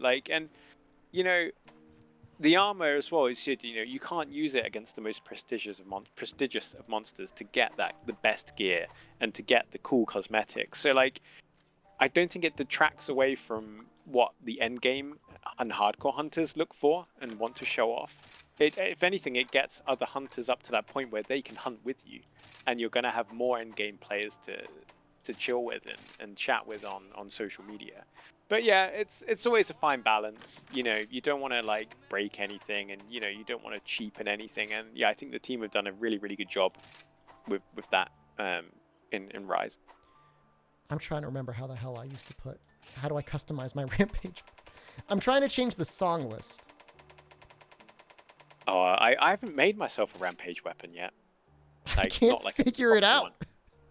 I don't know what I would do for a Rampage weapon on Sword well, and Shield. I want to switch my song list to the defense one. I know chat's going to be ripping me to pieces. Is it because I've got it layered? Ramp up. I have it under ramp up. Maybe while you do that, maybe your chat could tell me what is a good Rampage SNS I could make. Like, what would I go for status? Should I just try and go for straight out damage? Is there a good element? Like, yeah, like. Oh. Yeah, tell me. Like, I have not dived into the Rampage weapons at all. It's something I've kind of gone. I know what weapons I like for Sword and Shield, so I'll go with that. So yeah, if you or your chat have any like top tips for a Rampage SNS, hit me up. I mean, if you're going, so it's like you either have your, hard basher combo, or you have kind of like your drill slash combo. And depending on what you're doing, you either want to go for just raw or you want to go for element. Now, obviously, it's a lot easier to go for raw and stick with that for the hard basher. And that's nice because it also synergizes very well with your Shoryugeki, which also does not do element. Shep, you're trying to change the song list on a Tigrex horn, not a Rampage horn. Okay, well, that would probably be why that's not working. That helps. Okay, well, now I feel particularly dumb. So, we live and learn. We live and learn. You don't understand. They don't forget. They never forget. I'm going to switch this hunting horn to attack and defense up with knockbacks negated. But that's usually what I do. There's a lot of different choices. I mean, even I've seen some speedrunners, they're even just using the Ibushi weapon. But the thing is with Sword and Shield is if you're doing hard basher combo a lot of the times, then you can kind of get away with just a little bit of white sharpness because you're really not using much. You just do your hard basher into the Reaping Slash.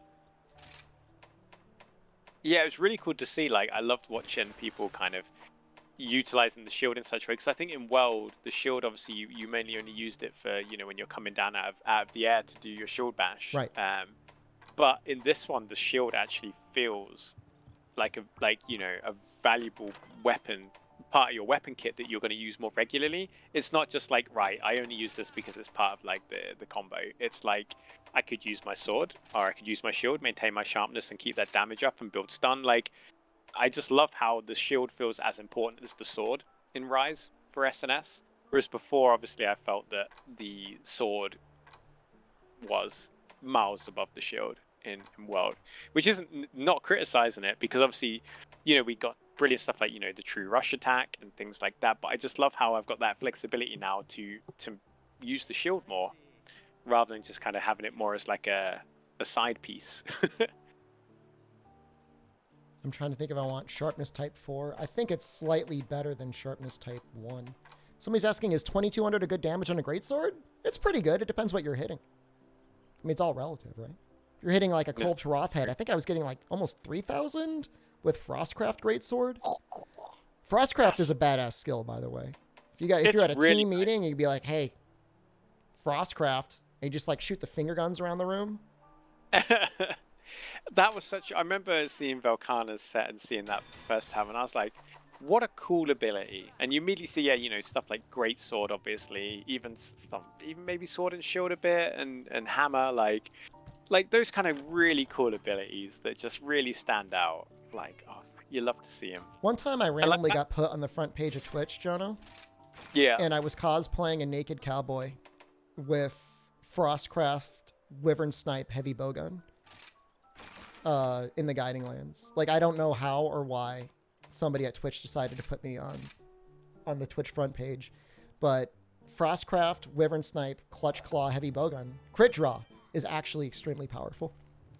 It was meant to be. You were bringing a whole new way. It was just like people like, hey man, you're on the front page. I'm like, what? Hold on. Excuse me?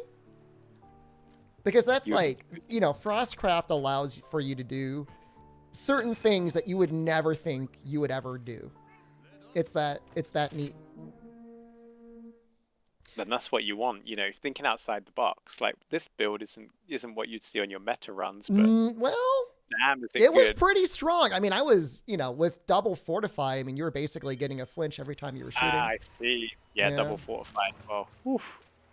Making the most of the Guiding Lands mechanics, I see. Don't blame you.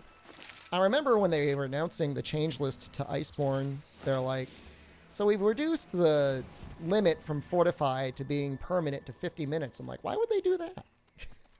Like, that doesn't seem like that was something they needed to do. Like, who's hanging out in expeditions all the time? And it was like the game came out. I was like, oh.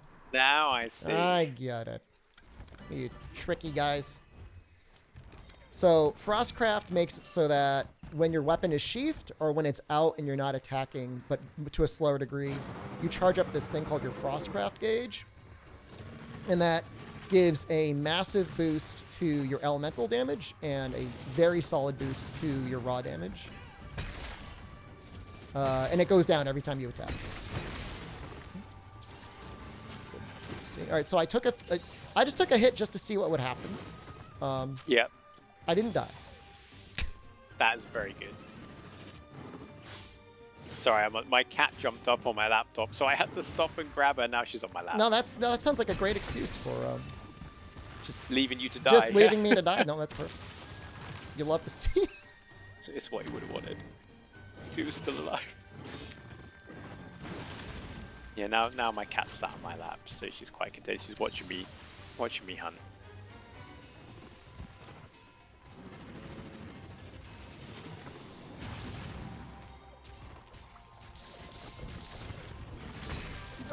No. Oh, I feel like maybe Lance? I mean, Lance isn't a bad choice. It's never a bad choice. That's where I'm going next. When I get into full desperation. I think Lance is really underappreciated as well. Like, it's, Weapon I think like 14. people see it as like, oh, it's a defensive weapon. Yeah, like it doesn't do a lot of damage. Oh, you can do a lot of fun stuff with it. Like, I feel like it does fine damage. There's a lot of people that I feel like have whatever various grievances against certain weapons, but I've never felt like there's ever been a major issue there.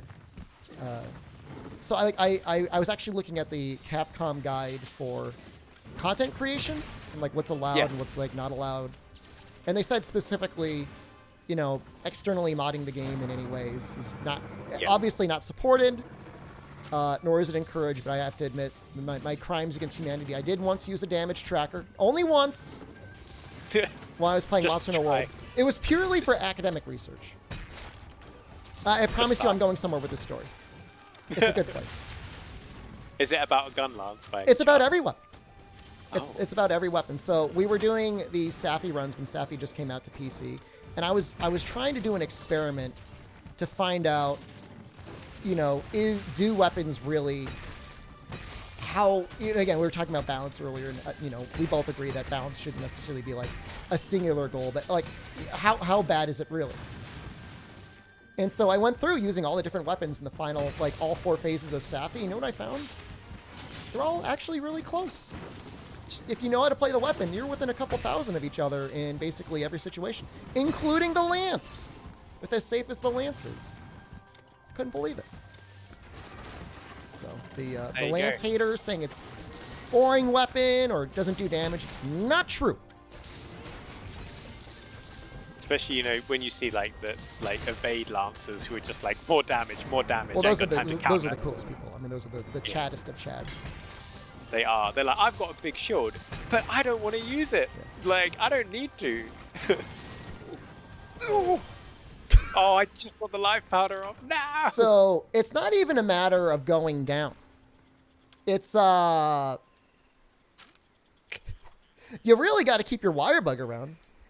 Yeah, I've learned that, like, using Metsu, I have to know it's going to absolutely work, because if not, and I've not got a third wire bug, I know he's going to absolutely yeet me. So hold on, I got a comment from YOLO Barolo McSwag for 20 Blaze 68. Oh, hello. This is not a Wii U title. This is a Switch title, and I think in context of it being a Switch title, I think it looks pretty swell. Once you see it running at full solid 60 frames per second on a PC, I think you'll be a believer as well. Mm-hmm. But I mean, for the Switch, I mean, you can't really. I don't really know that any game comes close. I mean, you know, Breath of the Wild looks nice, but it's got a very simple aesthetic. It doesn't have nearly as much detail as this game. And as well, you know, if you do want to try it on PC, there's a free demo. Oh, there is a free demo, isn't there? Are the free demos still on the Switch too? I don't know. I've not checked. Those got taken down. But like, I don't mean to the put you PC on the spot. And like on the PC one as well, if you play the demo, you get some handy little starter items. You know, you get your potions and bits for when the game launches in January. I think for some reason, Magnum Malo feels a little bit easier on PC. But then again, maybe it's just because we actually know how to play the game now. Yeah, I think it's because we know because before, like, you know, he moves very unnaturally compared to like other monsters. Like he's got like ranged attacks. He like can basically fly around. He's got his blast mechanic, or not blast, but you know, his explosion mechanic. But it's quite funny knocking him over with his own like gimmick. First time he blights you. Oh, the Hellfire Blight. Oh yes.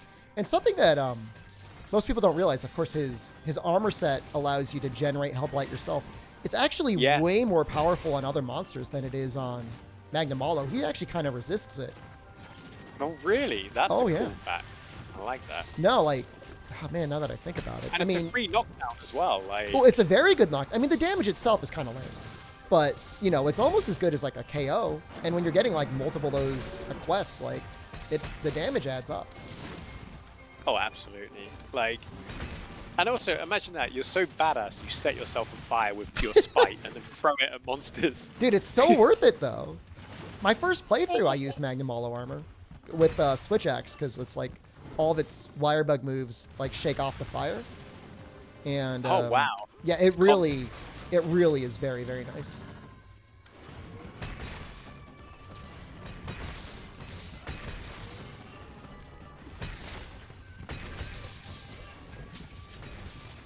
But yeah, I made that full set as soon as I could. I was like, I'm farming this because that looks really cool. And obviously his weapon is blast, and I wanted a nice blast weapon. And I thought his armor perk was quite cool, obviously, with the Hellblight. Oh, well, then here's a question for you. Ooh. The Switch had support for the Collector's Edition Amiibo, one of which I think is like an exclusive looking sort of redesign of Magnum Malo armor. Oh, yeah, yeah. You know where I'm going with this. And honestly, I actually don't know. I've not asked, but that's a good question for you to ask. But then it depends, like, yeah, it would depend on, you know, was this a cool thing attached to the amiibo, and that's why is it like bound to it or not? But no, it's a good question. Good question. I mean, who even knows if like those licenses are tied up with Nintendo? Maybe. I don't think it would be the first time that's ever happened. I mean, we had the Horizon Zero Dawn gun exclusive to the PlayStation, right? Mm-hmm. So yeah, no, I might go and ask. It'd be good to know. It's an interesting question at the very least. Oh, definitely. Thank you for that. That's very nice. How's the interrogation going? I hope it doesn't feel like an interrogation. No, not at all, not at all. It's you're friendly banter back and forth. Exactly. We got him on the ropes. You know, and we expect people to, you know, especially, you know, you guys all love Monster Hunter like I do. Like, you know, you expect the cheeky question now and again, or, you know, just an innocent question about stuff, because... He's going to crack about Monster Hunter G any moment, guys. Just wait. He's on the ropes. Just wait. It's definitely happening. He's going to crack.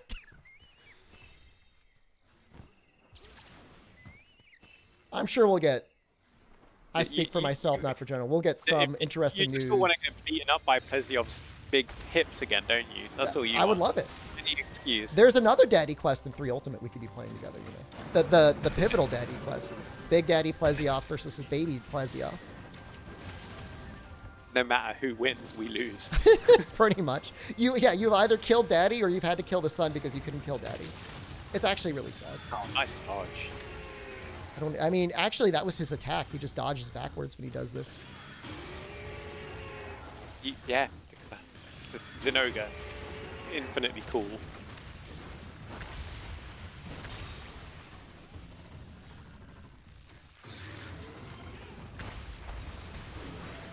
I think I'm hitting your Zenoga. The Usurper.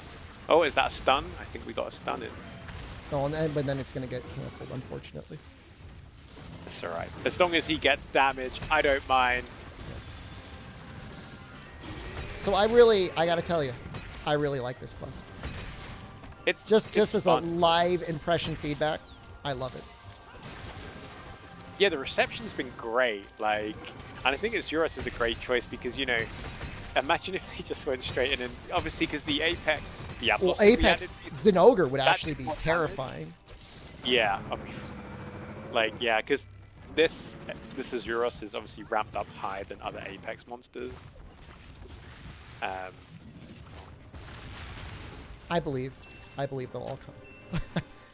yeah, I think I mean, because, I mean, obviously it takes people to create, design, think of what the rewards might be.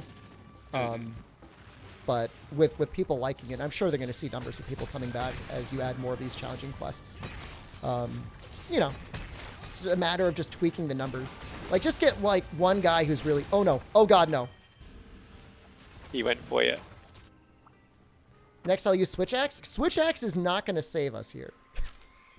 Switch Axe, there's no safety in Switch Axe. Maybe in Lance, but I don't even know how hard he hits through the Lance.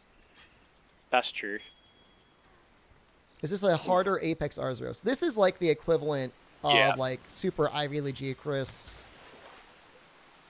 I would say he's stronger to some degree than what you would think of as like an AT Elder. He's very punishing. Because the ATs would hit hard, but usually there was a way to counter them. Or just like, you know, you'd have your mantles. Yeah, we don't have the luxury of like a little window of respite. No. This is like... No, you have wire bugs if they save you. They may not even Yeah. save you. It's like, do you want to do your big hit attacks, or do you want to save something to physically keep you alive? Because say, Azuros, like, he's got like long attack windows. He'll follow you. You know, he's got his big butt attack. His very own hip check. Here he comes. Look. Ah! Is that an attack? He was just like going hard. He was just wanting to eat me. Oh, here he comes. Oh no. Oh. But honestly, this would inspire me to create like really a defensive set designed just around this, because you know, when you can only take one or less hits. I know that doesn't really make sense, taking less than one, but follow me here. I'm with you. I'm with you. I mean, it also almost makes you want to go out and actually search down the spirit bugs, because normally I would neglect doing that, but this is one of those situations where I feel like spirit bugs might even be warranted to max out your life a little bit. I think maxing out. I mean, that'll turn you from like a 1 hit into a 2, maybe 3. That's all you need to? Well, I don't think 3. I think 3 is very optimistic. Yeah, we've not ridden Toby yet, have we? No, I'm looking to get him with something. Joke's on him. I've got stun resist 3 on. There we go. There you go. All yours. You did such a great job with. I just poked his He's an tail. ogre. Pop. Can you ask Jonno to pass along a request that more monsters attack you with their big ass? I'm sure he will be on the line with Japan immediately. Oh no. He says no. It started with Plesioth, and now we got Big Daddy Azuros giving us the butt slap, and now you just want more. You're insatiable. Alright, if there was one monster that could be given a new butt attack, which one would it be? I gotta think who's the thickest. I've got like the trick answer of saying Kuropeko, because that would also involve you having to bring back Kuropeko. But he's got a pretty amazing butt. I mean, you look at it, it's large and flat, and it's like a fan. He does some pretty crazy things with it. Except hitting hunters in Rise. Oh my god! Oh my god! No, do you see? What happened? He's Did you blue. get butt slapped? Ooh. No, that's such a good sign. Oh my god, you got him down again! Oh, Did you do yes. I hit him in the with my advancing slash. that? There's hope! I'm gonna pop an armor powder. Oh no. Yeah, no, this is the time to do that. I'm gonna use a gonna- Might Seed. Armor powder's in. Did you throw that flash? No, it was mine or your Palico. I think your Palico. Yeah, I think I saw chat fling it out. Oh no. I could feel that armor powder. I felt that work. It's nice. Yeah. I do love the powder moves. Like, gimme. Oh no. Oh. No! No! No! I was going for the dust of life. I was don't like, know why got I you. used the Earthshaker. Was there a bet going? There might have been a bet going. Somebody Oh, might have started no. a bet. Oh no. This is what we call in the streaming industry throwing for content, Jonno. Oh yeah, the streamable moments. Wink, wink. No, I mean you know, we could finish the quest and just be done with it, or we could just throw intentionally and then we can keep doing the good content. It never ends. And it just never ends. It's just like never-ending content cycle.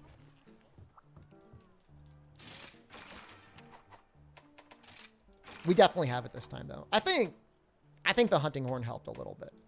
Oh god, huge. Yeah, definitely. The Believers had an easy win and I ruined it. That's so many points.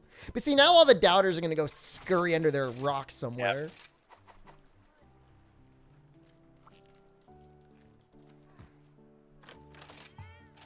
Body bargaining. Let's go.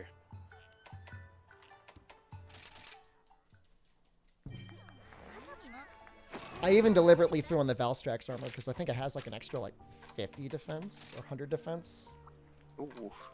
They do make it feel pretty worthwhile getting up to that HR and being able to fight him.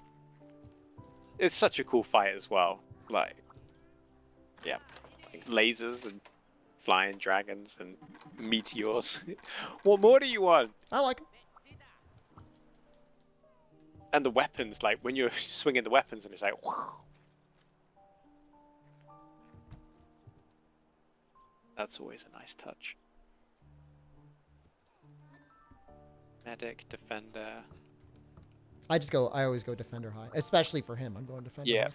Oh, I didn't go through. I only got medic. Oh no. Do you know I do the trick for always getting more vouchers? No, please tell me. So you can buy meat from the trader. Mm-hmm. So her name's Celine? What's her name? The lady near all the subs. Rodan. Rodan? Mm. She sells meat. That one. Yes. Yeah, Rodin. Or Rodin. yeah. There you go. You could buy the meat, and then you could cook it here. And then when you cook it, every 50 you cook, Yomogi will give you a ticket. Or something like that. Whatever. You just cook stacks of meat and then go talk to Yomogi. And you have basically infinite vouchers. And it's not like guaranteed for everything all the time, but it's close to guaranteed for most things most of the time. Is it every 10? Something like that. Yeah, you do the Motley mix. Yep.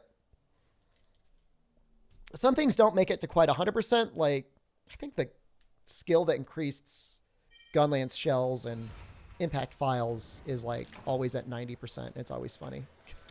Specifically, those weapons are taxed for whatever reason or another. Give me the big boom. No. Yeah. No. But most things end up getting 100%. I think Defender is always 100%. Booster is always 100%. So.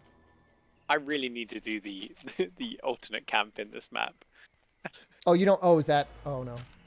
That's why I'm like hobbling over, like. La, la, la. I think you got to grab the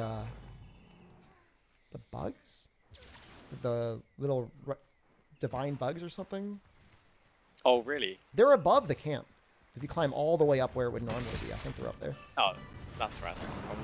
But honestly, those things. I mean, even for me, who plays the game a ton, like I just go to YouTube. It's so bad. I know it's bad. I just have some guy who's recorded it and put it on a YouTube video. I'll watch that. There you go, supporting your fellow creators. I think that's a very No, great it's note. it's an okay. I had to go back and watch my own video the other day from Monster Hunter 3 Ultimate because of a charm table. That was important. No way. Thank you, past Shepherd. No, I mean I was looking for other guides and like these guides are not up to my standards. And I'm like, I wonder if I made one. I'm like, oh, I did.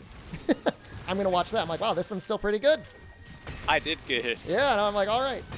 It's funny you're able to do that for your own stuff.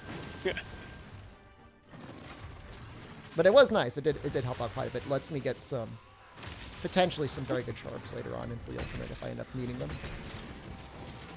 Yeah, I was gonna say I really need to start talking about like talismans and things. Like I need to actually start farming some more to get me ready for for Sunbreak because I've not got like the fabled Wex or anything like that. It's a little flexible in my opinion. Like weakness exploit 2 with like a level 3 and a level 2 or whatever is obviously really nice, but if you just think of like any 2 points in any skill that you would probably end up using, weakness exploit, crit boost.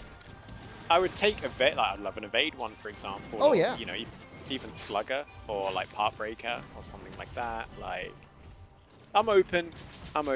You know, I've not got a terrible one, but yeah, I've not got like the golden goose yet.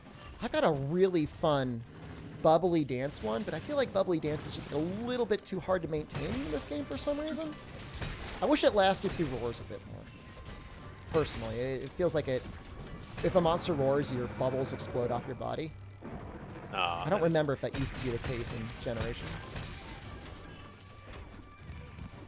I could see it being updated for Sunbreak, though, I believe. Oh no! Oh god, no! Why do I have this much stun? I shouldn't have any stun. What are those yellow stars next to your name? I'm so confused. I don't know. But you broke his arms just in time for him to not want to come back and kill me. So my friend's in danger. I'm just gonna break his arms right now. You did it. We did it. We did it, comrade. Oh. So I'm gonna stay as far. I'm not doing Earthshaker. I want to do it. Oh no. But I'm not gonna do it. I hope he can't hit me up here. Be careful, he has rocks. Oh, there's a load of spirit birds up here. There's 4 of them. Is there a life one? There is, and an attack one, and a defense one. All right, then I'm coming up there. Oh, there's a lot of them. You're right. Yeah. Wonder what's inside here. Oh, it's the chosen one. Do you want to take him, the Blastoise? He's the king of the flooded forest. My boy. He will knock him over, I think. Like, he will get us a trip, which is actually kind of a big deal. Let's go. I love the toads. Right. Well, welcome to Camp Awesome. This is where all the cool hunters hang out. It's kind of crazy they got the draw distance going this far on the Switch. It looks lovely as well, doesn't it? So, I'm just going to go a little aggressively out of my way and grab this Mewtwo. I think that's a very good choice. Shall I go get Toby and we just like dunk on him?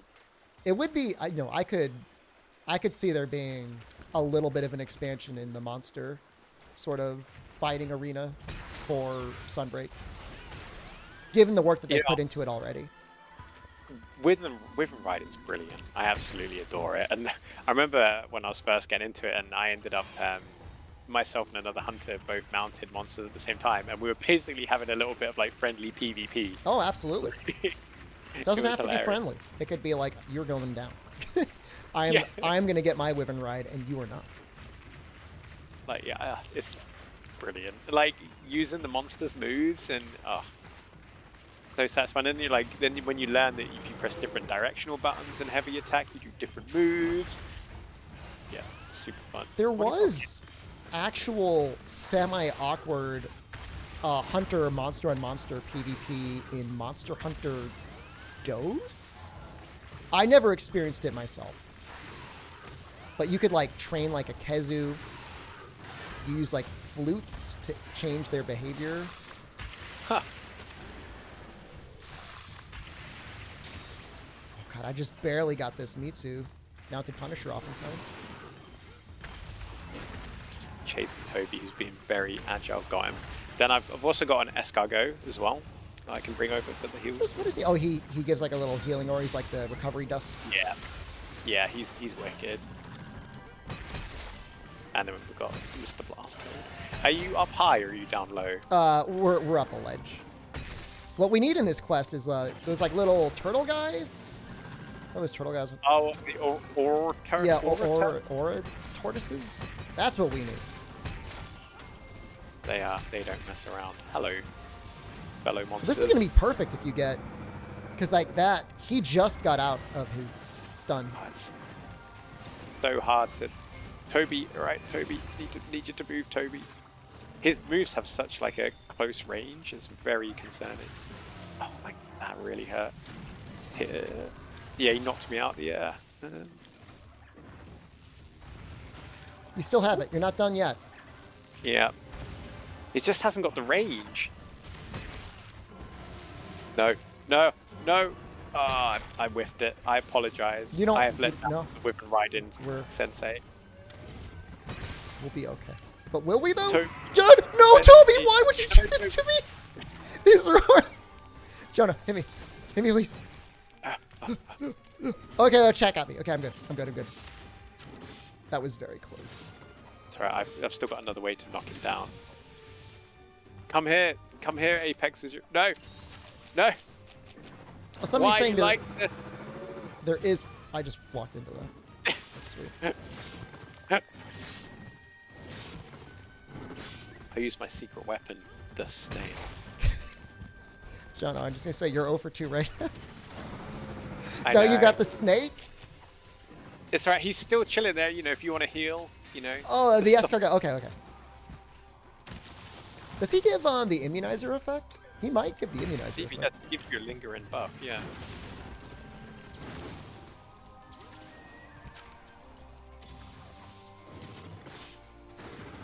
Oh, there you go. Yes. Okay, so bombs, and I guess I'll do a Earth Shaker wake up. Good. I might put that in a terrible place. That's fine.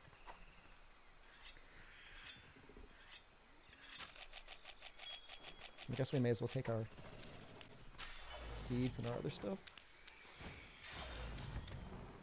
Yeah, I'll buff us. A little bit. I think that was my bad. A little bit too close to that there. I got the Yeah, first hit off. I put the barrel on too close to his head. I should have put it near his shoulders like you did. Yeah, walk away. Walk away. Yeah. No, I'm going to immediately jinx something, but have you carded yet? Have I carded yet? I don't think I don't have. think so. I don't.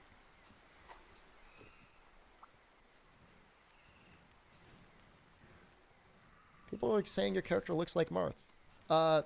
Similarity. It's the blue hair, isn't it? Yeah, blue hair does it. Yeah. So now it's just us and him. We're not going to get any more help from the other monsters. No, they've had enough. They're like, right, you've had your chance. I think the cape adds to the Marth effect as well. Absolutely. I mean, that's Guild Cross, right? It is, yeah, just a chess piece. Oh, look at him go! What a Chad! You can see I'm a cosmetic DLC appreciator. I got my dog Love head. to see it. Love to see it. The weirder they can get, the Well, more likely I'm going to buy it. Just so you know, as a consumer sentiment. Like, get real weird. Well, like I'm pleasantly surprised to see people embracing the Bombaggy so much. Yeah. Because that's horrifying when you go on It's- when you go on the Twitter and you see all these hunters with those It heads just is. looking into your soul. But I love it. It's great. Like it's such a hilarious cosmetic. No, a sexy fart badger is actually my fetish. It has been Wow. for a long time. I had a very, scarred childhood.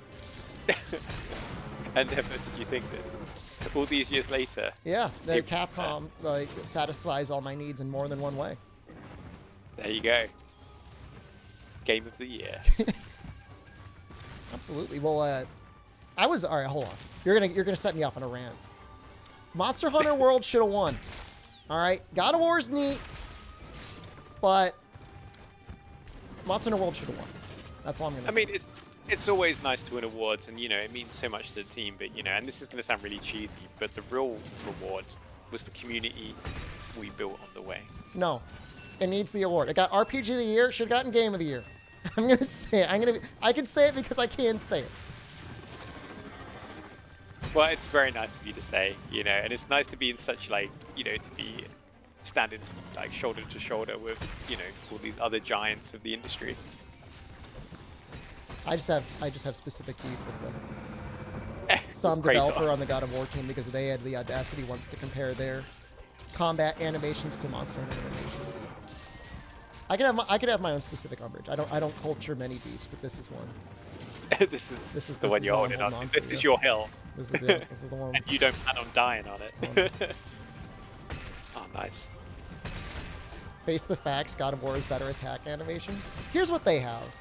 They took the time to develop a system that makes it, and it is kind of interesting. Like when you hit the enemies, whatever, with your axe, their actual bodies move in reaction to being hit with the axe, right? So you might see like a head or something like slightly jerk to the left or jerk to the right, depending on how you hit it. And that is kind of cool. I mean, that is kind of interesting, and I'll give them credit for that. And that is technically something that is not in Monster Hunter. That could be in Monster Hunter someday. You never know. But I would say in terms of the actual flow and impact and meatiness of combat, you're not going to really. I'll just say there's like, still like 20, 30,000 people playing Monster Hunter World every day. All right, how many people are playing God of War? All right, case closed. People saying God of War is easy combat. I wouldn't say it's that easy. I mean, if you're playing like those challenges where you can't take a hit. The Valkyrie. Yeah, I mean, it could get pretty rough. I mean, I really enjoyed God of War. I picked it up as soon as it came out and did. Oh yeah, me too. No, I was still there day one. That was and it's great to see what they're doing with Ragnarok as well. I think that's gonna be. Felt like it took a while for it to come out for some reason. I don't know. Like I'm waiting for them. Surely there's gonna be some point. Like I'm just waiting. Like, is he gonna survive Ragnarok's my question. Especially with, and I'm not going to spoil it, but like the ending to the previous God of War, like obviously it was good. There's some signposting, and I'm like, is it, or is it not? Is it a little sneaky one, or is it like, are they just doing like a I bet you for kind of thing? But yeah, it'd be really interesting to see what they do. Didn't they say they're putting the original God of, or the whatever? Not, I think God of War 2018. Is that coming out on PC? Did they say that? It is. Yeah, it is. Yeah. Not sure if I dreamed that or. Interesting to see Sony going into PC. I mean, it seems like a lot of developers more and more embracing that as a platform. Yeah, especially as we see stuff like even on console, like cross-platform play become the norm, which I think is really cool. It's great to see kind of PC as well, kind of get involved in what were historically console exclusives. Yeah. And as well, as we've been talking about, Capcom's really further embracing PC and, looking to bring them up to speed with the kind of more traditional platforms that have been launched on. Like Monster Hunter G on the PlayStation 2. Heard it here first, confirmed. Trust me, when I logged on at like 9 a.m. and I was like, what? Oh, I'm having a field day with that one. Oh, I was like, yes! It was great to get so excited, though. Honestly, like and it's testament to the games themselves and the community. Like each one stands timeless in its own kind of bubble for like its unique play style. They actually hold up. Like you would not think it would hold up, and I don't think anybody at Capcom would be upset if somebody said, "Oh, this game doesn't hold up," if it's like 15 years old. But they actually are still a lot of fun. Yeah, like it's a different experience each time. And while the core skills and your core experience carries over, there's always going to be something different, whether, it's like skills, like you might see in Generations, or, the clutch core or the wire bug, or, a new addition to your favorite weapon, like obviously like the true rush combo and stuff like that. Yeah. And that's why I think it's great, you can go back to them like, I'm going to go and experience this again. And you see people going, oh, where can I find a copy of X game on a Nintendo console, for example. Well, I've heard the modern gen consoles, especially getting the PS5 and Xbox Series, are more and more approaching kind of like a PC sort of architecture anyways. And part of that is making this cross-development much easier than it's ever been before. Which I guess is kind of nice. I guess I don't know to say I'm not a console engineer. Yeah, I mean, I'm not anywhere either. But like, I guess it's the natural evolution of the console that it would kind of move as kind of like we reach this kind of point where consoles and PCs kind of like go towards the same kind of end game in regards to, the technology and how they perform to reach a certain level. But that's the thing what I love about consoles is just the simplicity. You know what you've got, you put it in, you put the game in, right? Bosh, you go. And then obviously PC, for those that understand their tower or their laptop or their should-be Steam Deck, you can really get insane things out of them. Your FPS, your graphics, John, you got a flashback. Have I got what? Flash? Okay, we're good. Oh, Never mind. So I think I've got 2 points of stun resistance here, and I think that's all. I'm gonna get. Yeah. But it's enough. Sorry, I was.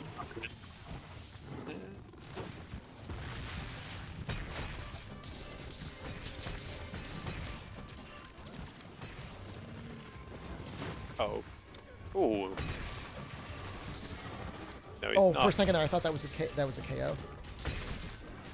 And the cats are staggering him. Someone's cat is just like throwing bombs over there. Yeah, that would be a little Yamato.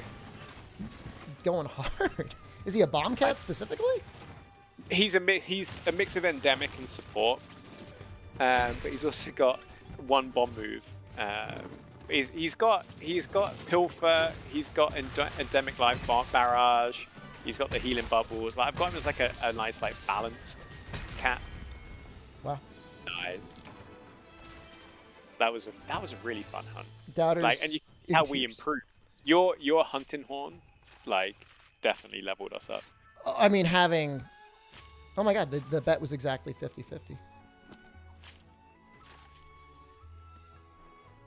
What's the next hardest one we're looking at? I guess there's the double. There's Nawa. There's double Diablos. I think the double Diablos could be an interesting. I'm up for that because they do double damage, I think. Okay, then that sounds good. I was a great support. Thank you. You know what? I need to make an ice weapon for fighting these. I'm gonna have to take my wrath. They actually take really good ice damage. I know, like I was like on Iceborne, I was using the Frostfang Barrier. And those are some very good ice weapons. Yep, and obviously on this one I need to do like Goss Harag or something. I need to see what some nice ice weapons I can get hold of. I might go Sword and Shield as well. Maybe I will. Let's do it. Maybe I will. Who's got the bravest Metsu? Sure, okay. I got 4 gems. What? I had a whole stack of them. Char Ice on Diablos? Unfortunately, Call of Taroth is not here yet. Sunbreak World exclusive? Call of Taroth confirmed? I think we beat up Cove Taroth in World.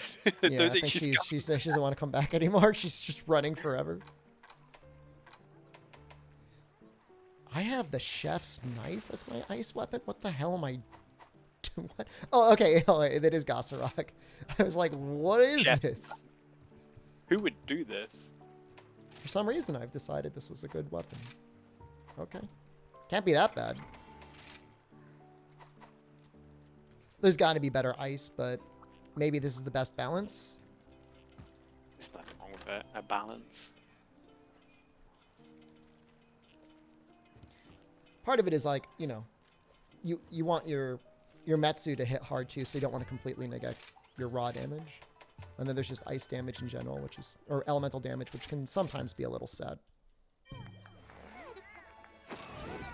I am a elemental fanboy. I just want element to beat everything raw. And I know that's like, whatever. It's my own desires. I need to make more elemental based weapons for Sunbreak's inevitable upgrades to the weapons, so that I can be like, right, and then I'd have to go back and hunt like low rank and high rank monsters. Jonno, you're part of the problem. All right, that's all I'm gonna say. I'm just gonna put that right out there. So you're causing this. KT's weapon looks pretty good. I'm not KT. Kushala Daora looks pretty decent. Oh, why don't I make Kushala? That's a lot of ice. I mean, that really is a lot of ice, and the raw's not terrible. Yeah, Yuri's a fan of the Kushala Sword and Shield. He's been using that one. Although, wow, there's a lot of raw. I don't think you could really go wrong. I don't think you can really go wrong with Gossarog or with Kushala Daora. I'm going to see if I can make it.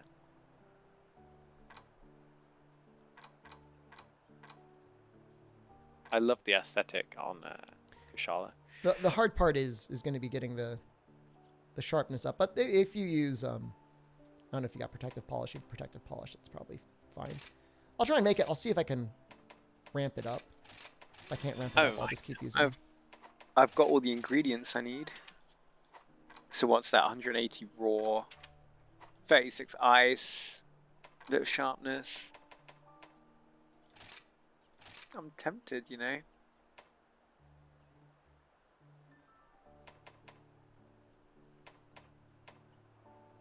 Kushala Daora Soul's also pretty good on Sword and Shield. I forget how much it gives If it's 30, it's like 30 or 40.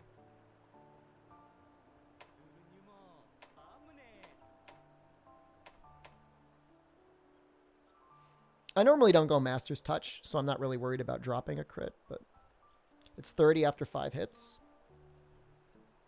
It's pretty good. I'm very close to making it. Shall I make it? I've already made it. We can go in together with it if you want to be twinsies. All right, I'm gonna go make it. All right, forge. Yes, yes. Then upgrade. This just appeals to me because I could use Ice Attack 5 and. Oh, yeah, I need a gem. What armor are you wearing for that? It's a mix. Looks like Kaiser Head, Vike Chest, Legambi Arms, Anjanath Coil, and Ingot Greaves. Legambi Vambraces are going to be like super top tier value for basically any ice weapon. What do they? What's their innate? What's that?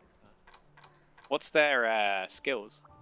Oh, it's just a lot of really good things across the board. It's a big mix of crit eye and like weakness exploit and stuff like that. The thing is though, is I kind of want to drop something. I could only make 2 decorations. Hey. I haven't taken down and hunted enough Legombis.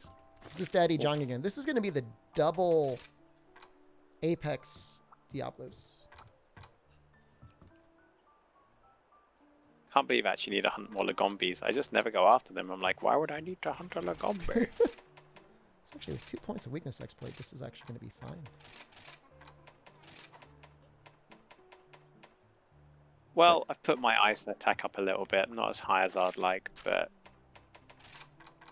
it will do. The only thing I'm missing is 1 final point of crit boost. Kind of thinking if I want to drop a weakness exploit for that. 80. What's your favorite meld to use as well?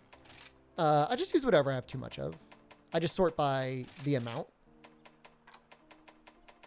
And I usually just have like an entire clown car full of extra materials. So I should be hitting at 95% affinity. That's pretty good. I'll take that. And that's without needing weakness exploit. And I think, unless I'm crazy, Apex Diablos doesn't have that many great hit zones anyways. No, the only place where you get 45 is on the head. So this is actually kind of perfect. Weakness exploit is not going to be triggering that often. Not so bad then. I changed weapons, I will die for sure. What the hell? It's been a while since I fought Apex Diablos, so, and I have heard this quest is actually pretty hard too. So It's pretty spicy. We'll have some fun with it for sure. Defender 7 ticket, thank you. Just using my Defender tickets. There we go. Get a couple of those in. I need to. That's my eating, I think. Oh, his hit zones get better when he's enraged. That is the one thing. So I love that they just give us all the hit zones in game. But it does feel like there should be a button we should press to switch between like different states of the monsters. We don't get that. If you go to Apex Diablos, like at the top of the screen, it says normal. It feels like there's like a dev mode or something at some point where they would have different pages to flip through. I'm just talking out loud to you, Jonno. I'm not necessarily implying anything or anything else. Sunbreak confirmed. But it is really good. It's very helpful.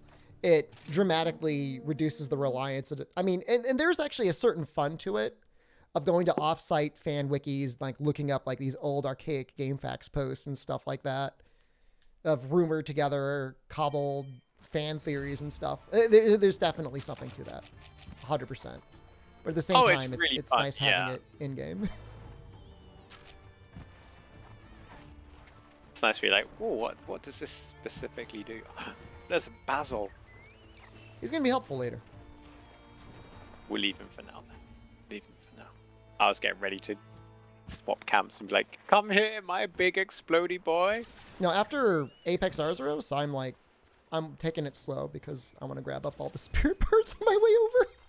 It's shameful. Yeah, these hit big. But you know what? They give them to us for a reason. So. Exactly, and you get to see the sights as well.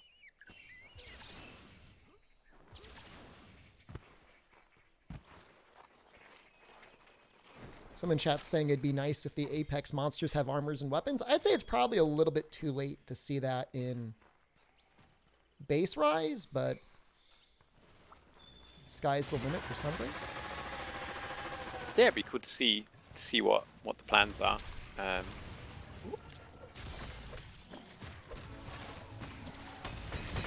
Oh, it's so good. Oh, every time you land the Shoryugeki. It's like an instant rush of dopamine in your brain. Yeah, the little ding, and then all of the hits Oh, going that's off. so good.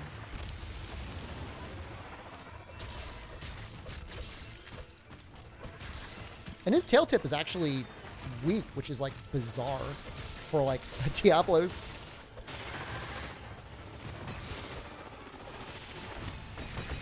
There it is.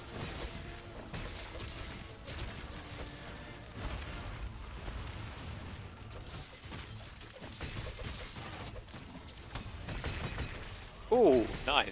You're going to hear it Yeah, from me a that's- lot. I'm using Wirebug Whisperer 3, and I'm addicted to Shoryugeki. I need to get a set like that. Like, give me these Or skills. I'm just going to fam. die. Never mind.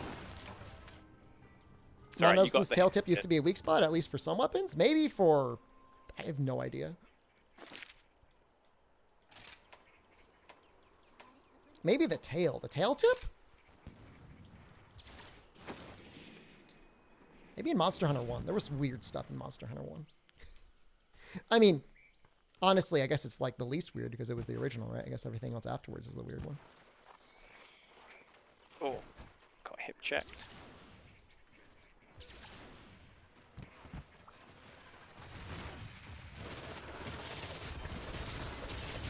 I'm gonna have to go start going around experimenting sets. I really want Wirebug Whisperer now. Give me the constant ability. It's... What you're hearing is what you get. Bonk. Like, it's almost to the point where you have it up every combo. Which is kind of disgusting.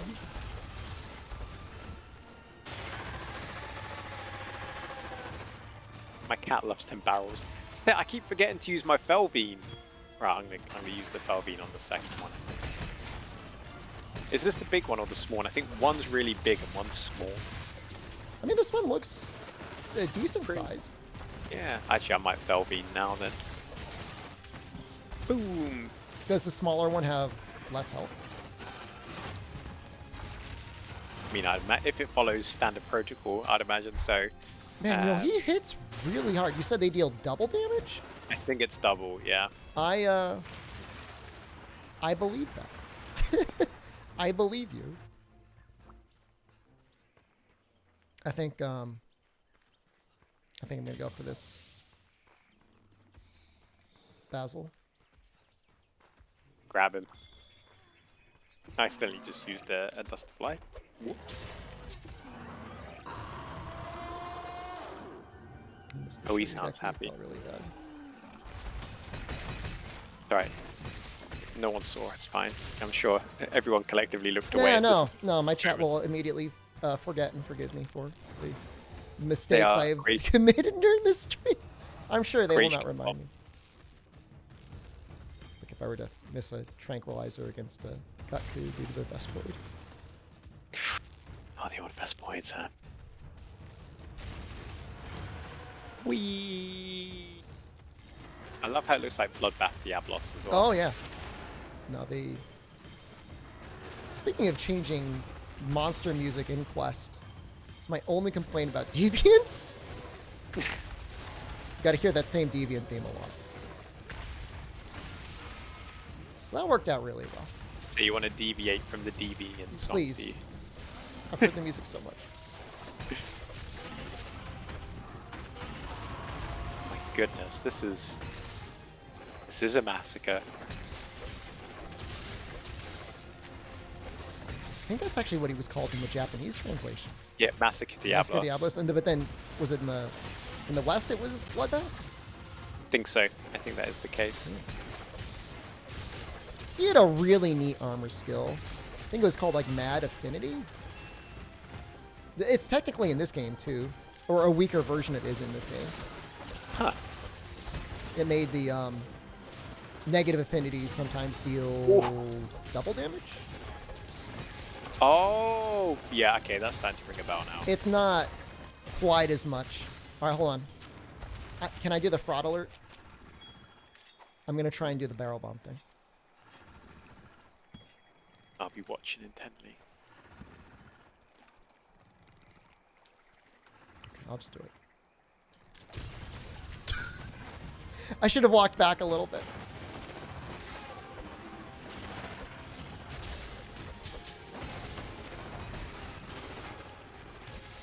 Clearly need a little bit of... Wait, what? Oh, that was a big What did hit. he even do? Don't know, but it hurt. John, I just want to say thank you for the carries. Appreciate it. Sorry, This poverty streamer. You carried me through Azeroth, so I But could, like, I what? could take you through Diablo. I had full health. What was he even doing? I couldn't even see. I was looking at a wall. That was the spin. Does it hit? Obviously, it hits that hard.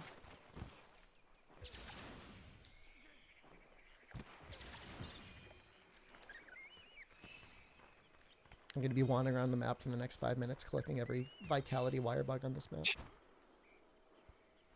Double carding and failing the Shoryugeki. You know, the only card that matters is the last one. No pressure. He's already blue. That means something. Yes, that means we've hit him slightly more than he's hit us.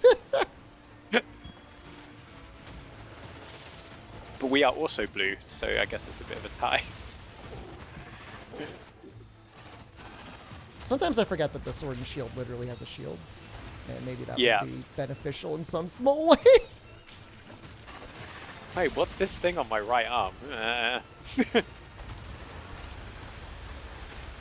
Uh-oh.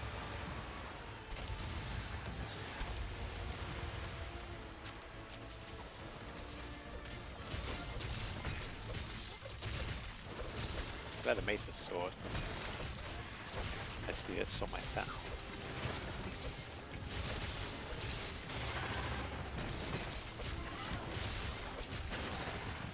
Nice, that's one down. I guess that was the small one because it said smallest size updated.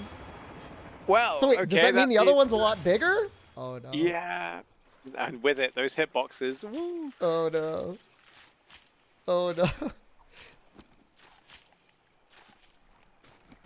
We've done some testing with fighting very, very small and very, very large monsters, and it is abundantly clear that the smaller ones are easier because just their hitboxes become that much smaller. The large ones are scary because, like, you're nipping away at their legs and they're attacking the entire arena.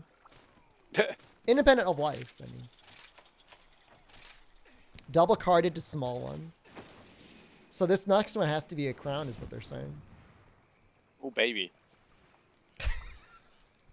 I don't know how I feel about this. We should. It's alright.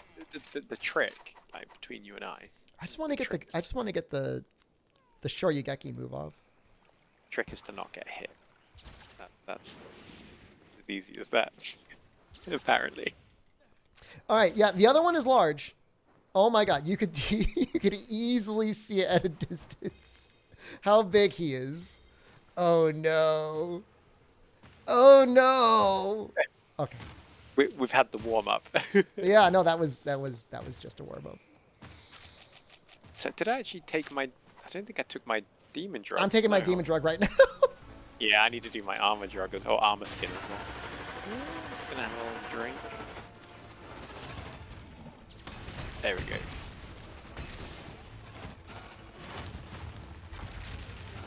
Yeah, he big. Or she big. No, it's a normal Diablos, isn't it? Yeah, I mean, I don't know that there's a specific gender between the It's only black bloodbath. Diablos. Black yeah. Diablos Yeah, is definitely canonically female in mating season. that's true. This is a big monster. Ooh. I mean, sometimes they get so large it's a little easier because they're just like every attack is going over you. Hmm. I don't want to triple. I don't want to triple, please. I think your life powder just saved me. It's very possible. I have another one. miss on that. Oh no, I can't. I'm pressing the wrong button. There we go. Oh no, too late. There you go. Yamato can have it instead. I'm sure Yamato appreciates it as much, if not even more. That was silly of me. No. I'm still going to keep going for every Shoryugeki that I can, but I am acknowledging that this is a... I would do exactly the same. You gotta go for the sweeter things in life, right? Otherwise, why bother if you're not going to be Shirogeki and everything? So what weapon did you end up going with? Did you end up having the parts for the Kushal? Oh, I've got color on. Yeah. A sleeping has happened. Okay. Internet redemption.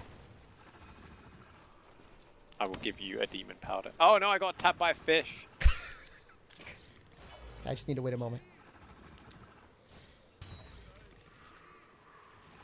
Can I take this bone pile? I just got attacked by Daleks. Well, I want to say I got it off, but I completely whiffed. You know what? It looked cool, and that's what matters. Doing it in style. He'll know, though. Next get time it he off. falls asleep, I might aggressively pose at him again. Yeah. Like you're a JoJo character. Yeah. What are you doing? Oh, my Felvine's back. That's good. We're going to have a very excitable cat in a second. They just, I think, showed off some new animation from, what is it, Stone Ocean is going to be the next season? Yeah, part 6. Very exciting. Same. And it's December 1st, so not long ago. Are you kidding me? Is it that soon? Mm-hmm. That's a big month for them, then. Yeah, it's going to be awesome. So it's the first 12 episodes. So it looks like they're doing it in like big chunks. Whoops. Well, apparently I hit him.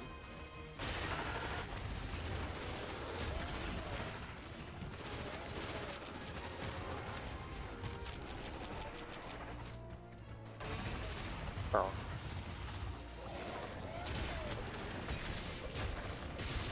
Oh, he's on fire now, too? Tasty.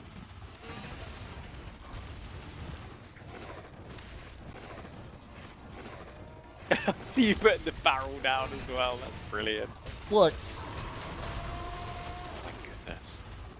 Like, what a spectacle. I love Swift I've Riding. gotten it before. I could probably trigger it off of you, like, hitting me. Oh my god, that was amazing. Whatever you just did. I got it! I just did a Shirogeki. We're all doing it. It This saved me. Shirogeki attack now. That looked like a really good whip and ride, by the way. That looked extremely classy. It was crispy. I was taking a leaf out of your book and maximizing the bar before engaging the big boom.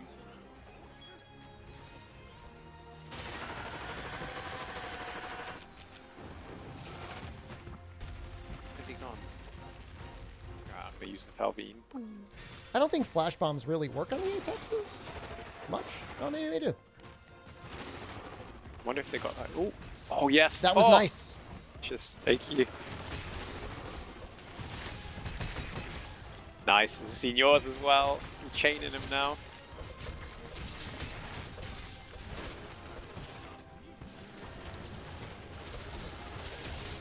We might be able to get another KO. There's He's a possibility. thundered. Just gonna heal. So the description for when they're thunder blighted indicates that if you hit anywhere in the body, they build up a little bit of stun. And then the head gives you. And then the head, well, the head is the final.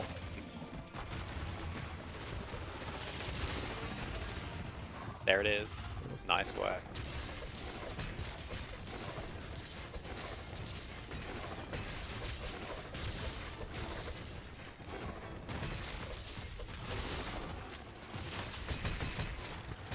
I mean, probably like we're like Shoryugeki like wholesalers over here. It's gonna get a lot of KO off, anyways.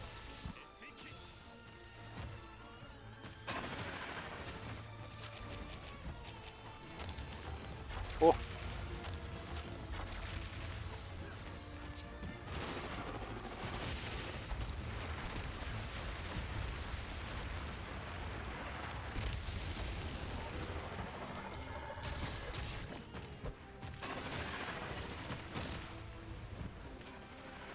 Whoop. Oh, Nice.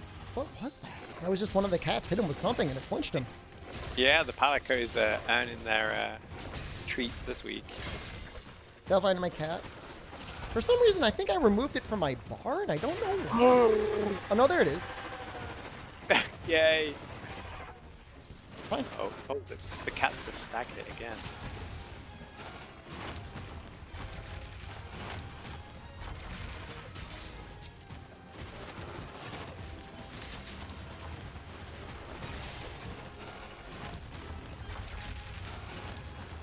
Yeah.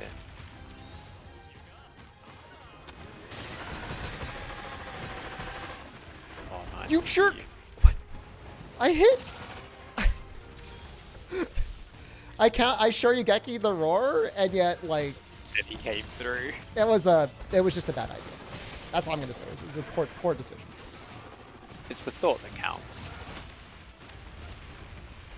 Okay, I blocked that spin because I remembered I had a bad experience with that earlier this hunt. We live and learn. John, you're really going very dev mode today. You haven't had any issues. I know. I'm doing better than last time. Well, something awoken in you with the Apex Arzuros hunt. It was. I had to kind of channel that power, that raw All right. power. Let's talk a little bit about another one of the exclusive features in Monster Hunter Rise compared to every other monster game. It's called monster riding. Those of you who may not have been watching the stream earlier, just joining us, allow me to demonstrate this again on Jonno. Yay!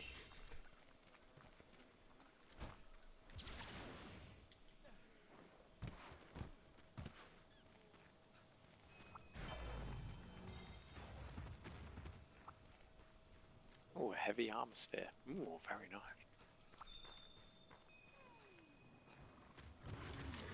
I'm excited to see what Anjanath is going to look like on PC. How glowy his head is going to be with all the extra effects they're going to have. Gonna be delicious. Come back here, you. I made some mistakes.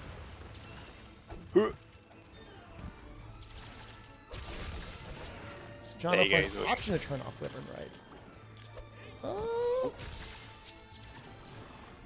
I don't think so, because it's the mountain mechanic, isn't it? So They've made it. I mean, certainly. I'm trying to think. I think you got to reserve any final judgment for how it's going to look until I think Sunbreak comes out, because I think through Rise, there was a lot of experimentation with how the game is going to be balanced and how the game's going to play. I have no idea if I'm going to be able to get this knocked down to where the Diablos is, by the way. Unless I can find Yeah. it. There we go. I would say the only thing that's a little disappointing for me, and this is just probably a bad take from an old person, is in some of the older games, you'd get this like kind of very prolonged monster conflict where monsters would run into the zone with each other and it was kind of be like a little bit of a 2-on-1 thing, or rarely like a 3-on-1 thing. And you could still get that in the arena. But in actual hunts, you have the situation where monsters show up and pretty much immediately ride each other, or the equivalent of like, put each other in a rideable state. Yeah. And then they growl and then they run away. It'd be nice if they didn't do that. Because sometimes it is nice to have that like kind of pandemonium, chaos being like, oh no, I've got a bunch of different monsters I have to fight at the same time. So I think that's where they're coming from. Goddamn. Well played. You've got him with the Wyvern ride. And I think that's, I don't know if it's reasonable or not. I mean, obviously the entire game is very much designed around the concept of Wyvern riding. But it is an interesting thing. I mean, I don't know if the situation is make it so their AI behaves a little bit differently, or just have more fights available through us in event quests in the arena. I really don't know. I mean, the thing that I like about Wyvern riding, I'll say this, to them and to you, is it's much less intrusive than anything that we've ever had before, right? So when you look at riding from the old games, that was always like pretty much like a 20 to 30 second long mini game of you mashing a button while moving around. I mean, which is fine. Yeah. Wyvern rides can be over in like 1 second. You just push the Y button and they're ran into a wall and it's over. So, like you were saying before, like sometimes you can just kind of like disregard a mechanic if you don't like it. Yeah. Wyvern rides really do kind of feel like that. If you just want it to be over, just slam him in the wall and then have it be over with. Yeah, and you don't even have to slam him into the wall 3 times. You can just do it once and not recover. Yeah. Like, I'm But- doing really good for gems tonight. Ooh, you're my lucky streamer. you're Yes. lucky little guy. Streamer loop. Well, I got 4 defender ticket 9s, which is pretty nice. That is very tasty. Do you use yours for melding, or do you keep hold of yours for weapons? I usually hold them for weapons. Like I did a video on it at one point. It was like the economy of melding things versus, Good. the number of talismans you get out. And even if you're fighting like Gosarog, in general, as long as like you're fighting and clearing quests, you almost always have enough extra parts to do a full meld per hunt. So it's very difficult to run out of things to meld with.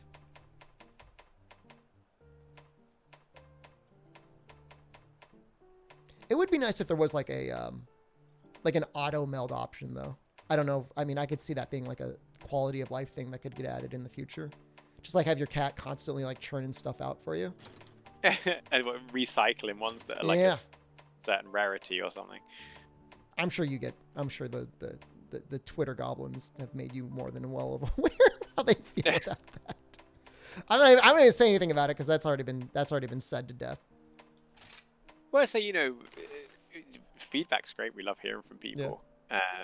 And what's great, Capcom do watch, and Capcom listen, and like it's great, when as a community manager you write a sentiment report and a feedback report, and it's like cool, tell us more about this, how what the community thinking about this new event quest, for example, like what's everyone thinking about Apex Azuros, and so it's nice, like we all meme and joke about, people getting disgruntled and stuff like that. But, the majority of feedback, which is like not aggressive, should we say. When I'm on Twitter, they're all goblins. Yeah. You can't say it, I can say it. You're all goblins. Just chill out, enjoy the game. I've been enduring the sticker meme. We put out a new quest. Oh, there's already stickers. And it's like, the same time next week, is it? Yeah, okay. Time for a new emote. Yeah. Yeah. I mean, it was nice though, like we put the Wirebug pose set in, which is really lovely, and like the response was really good to that. Okay, I haven't done that. Which one is that? Have you not got it yet? Oh, it's a fun little hunt. It's a triple hunt. Go and throw it up. Okay. For me, my preference for talismans is just getting them at the end of the quests. To be honest, if I had to choose, and like I understand why they went with this guy. Like the design decision to me, I mean, this is just my idea. I could be wrong. The intention was to make it hunt anything you want, and you will get rewards that you can then use to get charms. Because a lot of times what you would find in the older games is there'd be like one decent way of getting charms or whatever, or decorations, and people would just spam that quest a million times. And the developers are probably like, well, we want people to fight more than just Tempered Zinogre. We have so many monsters in this game, or we want people to do more than Cole Brachydios. And I think that was the intention. And to be honest with you, it is true. You could do anything you want. It just has like unintended consequences that I don't think they would have ever imagined, because you design a thing and then you release it to a player base and they just start optimizing the hell out of it, and it gets really weird. So, the what I saw a lot of, I didn't necessarily do it myself. I think really at all. People just farm like whatever, like Narwa, something else that drops really high value materials, and they just speed run dying to the arena Rajang. Oh yeah, to get the right food. Yeah, they just to cycle the quests, just like, so like you do some hunts, and maybe the hunts would be fine. Like you do the hunt whatever the way you want to do it, and it'd be fun. And then you would have this period of time of like 10 minutes or whatever where you just slam yourself into Rajang and die. And all I know is I'm sure when they were developing and designing the system, the goal was not to have people speedrun dying to Rajang. That's all I know. Yeah, I mean, that's the thing, when a game's out in the world, you never know what, like... You don't know. There's no way to know. Millions of people coming together for a single cause, and it's like, oh, they've done that, okay. You could have never predicted it. They would have never guessed that, like, oh God, like, people are just dying 10 times in a row now. And there's to no ill effect. I think Monster Hunter 3 Ultimate had this weird thing with the guild card system, in that your success rate and like doing the hunter hunt things, whatever, was if you had carded a lot recently on your guild card, you would actually be like less of a powerful companion. That you would fail quests on a regular basis. So Rise doesn't have that, of course. But if it did, people would maybe like not chain die to Rajing as much. Yeah, I mean, I guess, you know, if people are really wanting a certain, especially like speedrunners, obviously, who need certain food buffs, it's definitely an interesting way of getting around it. I mean, for the most part, the food buffs are fine. There's not like a true gourmet ticket that makes all drops like 100%. But like, I think for the most part, it's fine.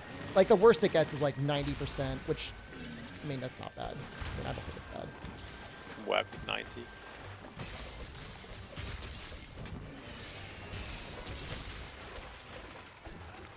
we go. You gonna attack me? Oh no! I was too close to him, and he hit me in the back. Or maybe I hit you. It's possible. I did show you Deki just behind you. I would have done the same. I mean, if you see a window. You can't not do it. Exactly. You used to attempt speedruns and boss strikes with friends to grind for charms? I mean, that's okay, though. The thing that I liked is that, for the most part, you could hunt pretty much anything you want. I mean, I think, you know, the thing that I meme on is, you know, you would sometimes check people on Twitch or other streaming websites, and their stream would be them with like 3 other people using Pierce like Bowgun on Narwa for like 5 hours. It's like, that might be an efficient way of getting what you're getting, but is that an enjoyable way of getting what you need to get? Is it really even that necessary, you know? I don't know. Oh, so where am I taking this? Should we just dunk it? You dunk it. It's fine.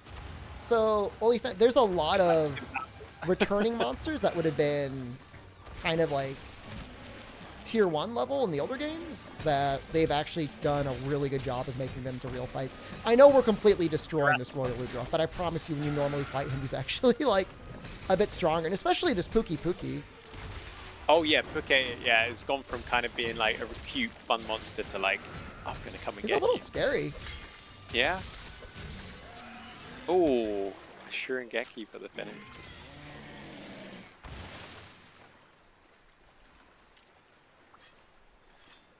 But I mean, my feeling is, you know, I mean, it's actually, it's interesting for Capcom so early in a game's release, because I don't know that there's ever been a G-Rank expansion or Master Rank expansion announced quite this early. I really can't remember, but it's early enough to say, like, you know, we're going to be getting a G-Rank expansion, a Master Rank expansion with Sunbreak.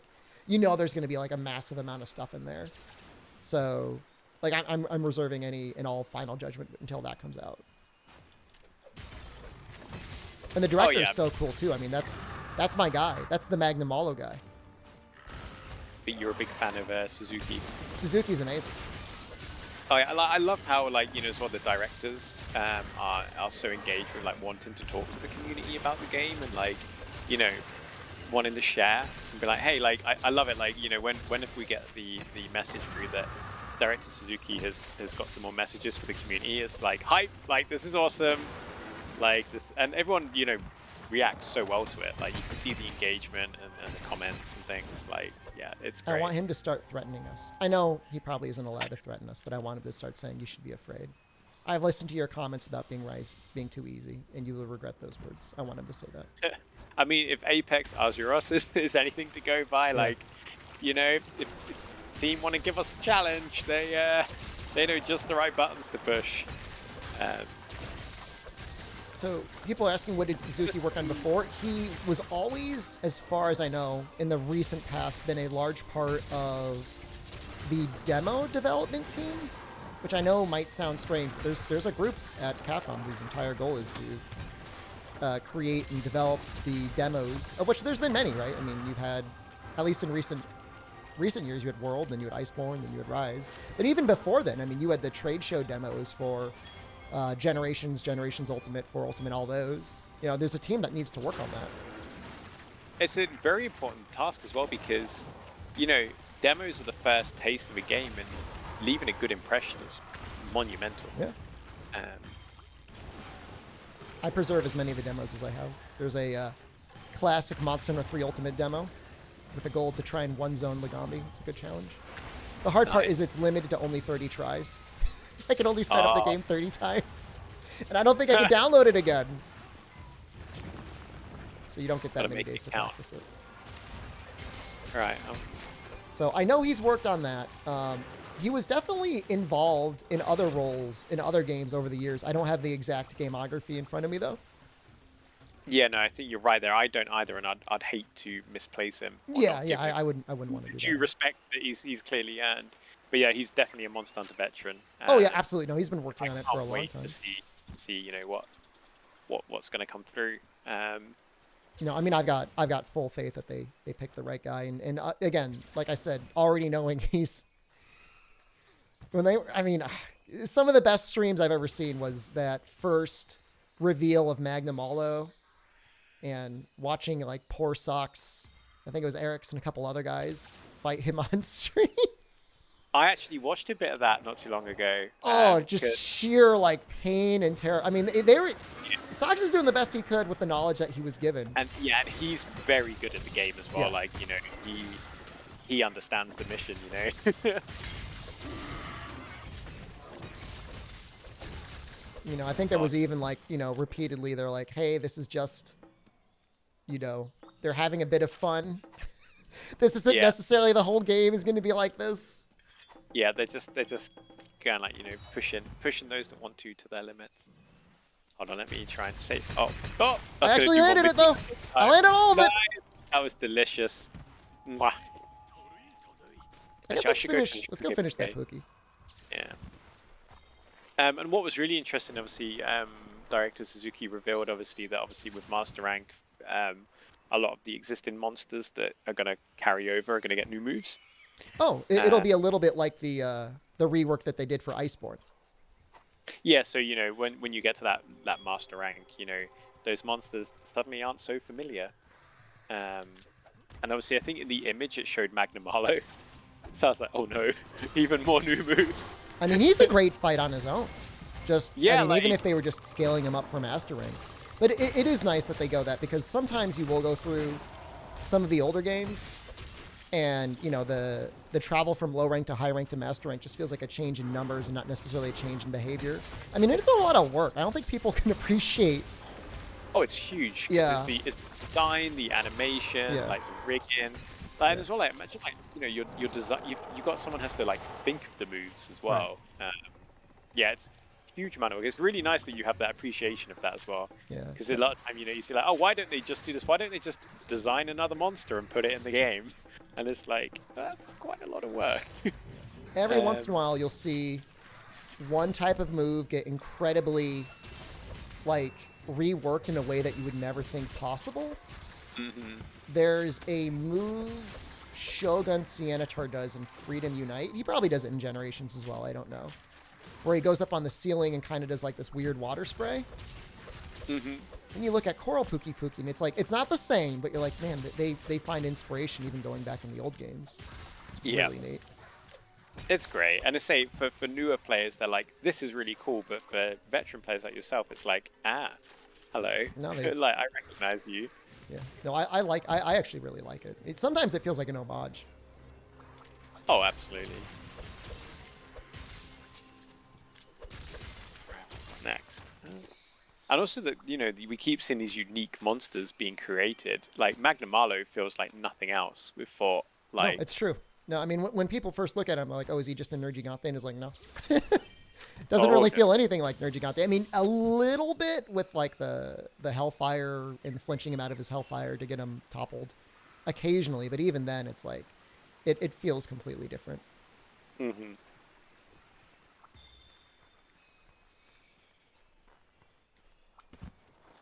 Okay. Oh, there's talking to Geratados. One's turned up.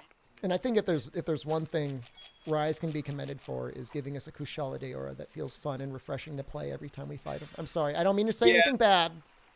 I guess you found the wind a bit oppressive in Iceborne and World. Mastering Kushala Deora, it's just like a nightmare.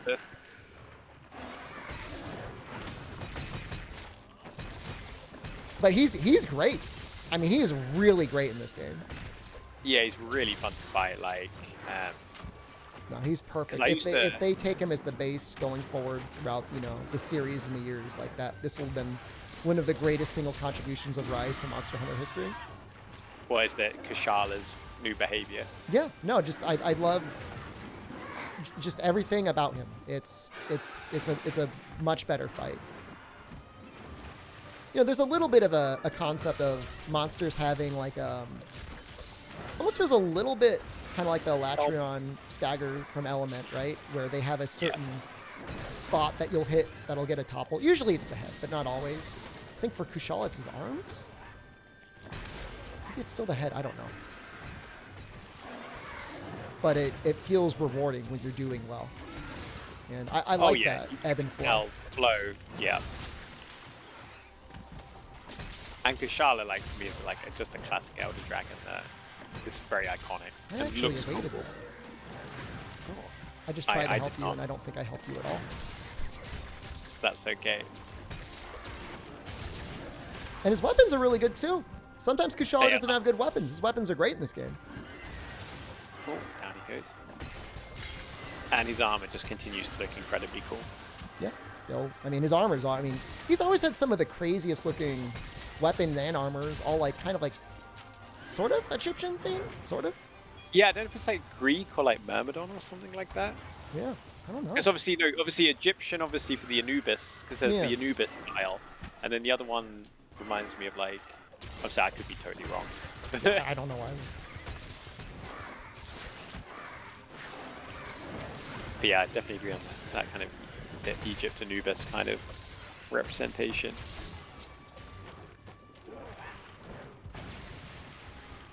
Oh, he got me. Am I saying Narga and Rise is stronger than Narga and Iceborne? Really? I mean, Narga and Iceborne, like, kind of reminds me of Robert De Niro and Raging Bull, like, just got a little overweight. Wasn't quite his prime self anymore. Got a little bit too much into pizza and beer on the weekends. Yeah. I mean, I've been there before. I mean, I could sympathize.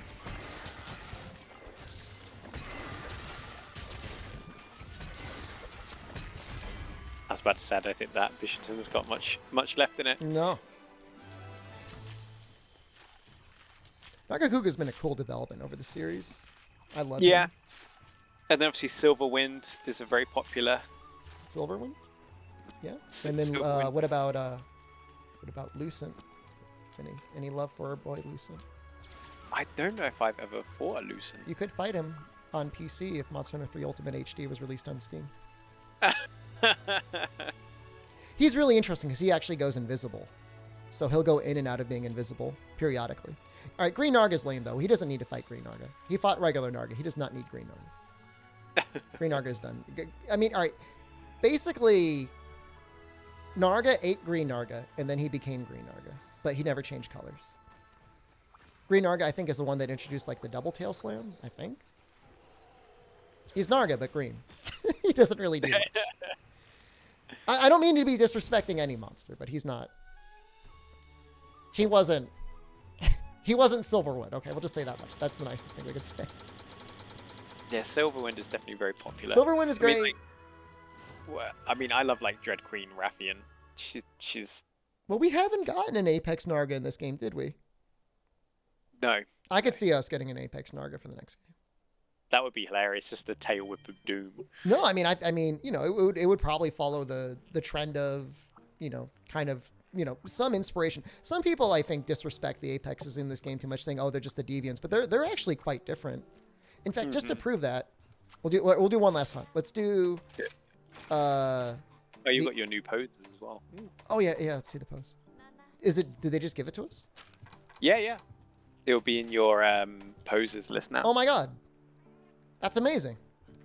There's 3 of them as well. This one's great. It's amazing. Look at the particle effect. Oh, that's great. I love it.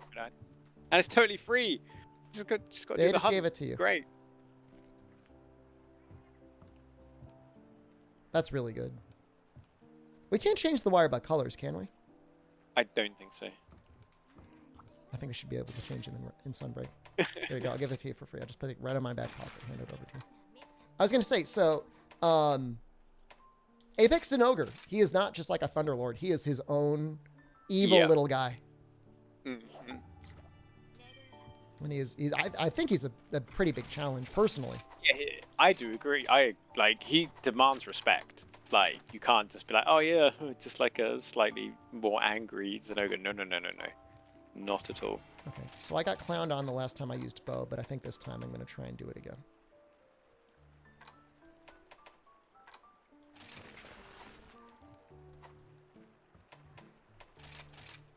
See, now I've got people in chat theorizing whether or not they would let us change wirebug color in Sunbreak. I think it could happen. Because, I mean, it is a thing in Monster Hunter, like, changing color pigments. Like, it's a pretty, kind of a mainstay. Something you earned, usually. Definitely for armor, yeah. Jonno sweating the other hand. He's on to us. He already knows.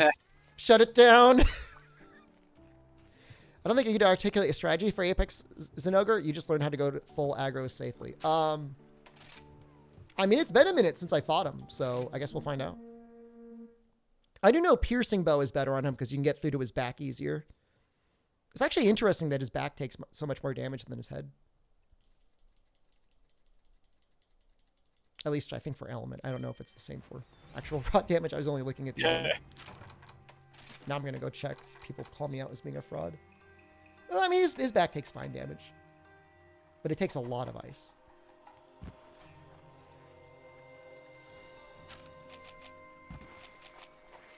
So we got Rajang, Misu.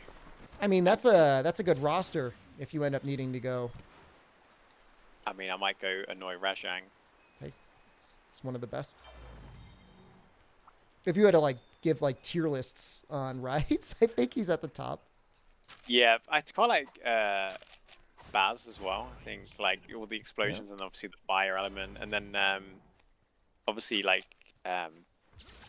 Sirius as well for the laser beam. Yeah. Maldo, if he's charged up, definitely S tier. Oh gosh, yeah. Yeah. Somnicanth, I think secret S tier. Get a little bonus Really? sleep. Yeah, it's actually really good. I mean, yeah, little sleep bomb. Nearly there, Rajang. I'm on my way. Please don't beat me up.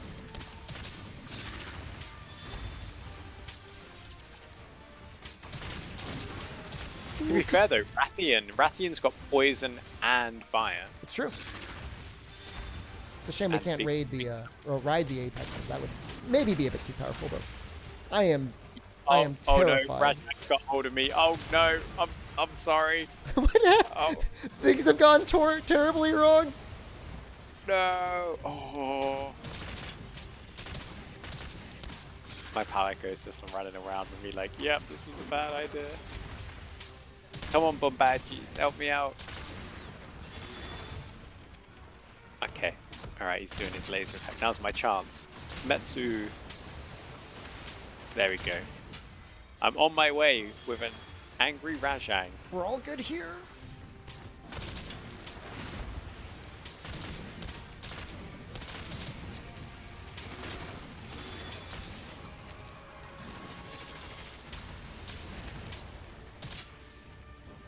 I see you.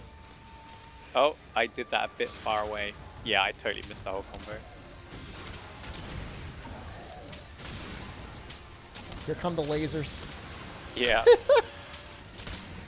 I didn't quite evade out of that one properly.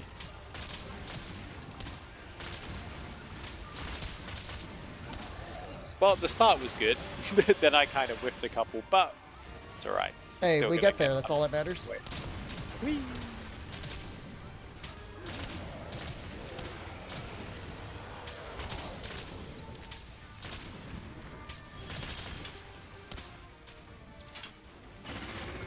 Did that actually reach? Huh. Man, that range gets really far in the aerial. That is quite the roar.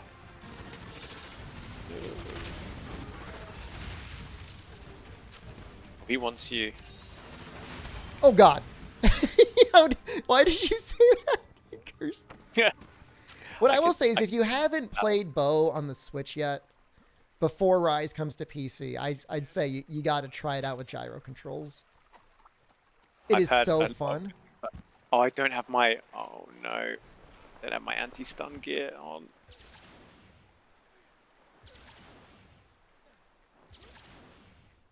Like, it's probably the one thing I'll miss going onto PC because, like, Oh, oh god, no. Just Sorry, a he normal volleyed it. Apex, by the way. So Yeah. if and when we do get a super one, this is going to be. I wire bugged out the way, but back into him. That was a poor decision from me. I believe. Oh god, he's so You're terrifying. right, yeah. He is so We collect him. terrifying. Don't his legs get weak, right, when he's enraged? I think so. I think so too.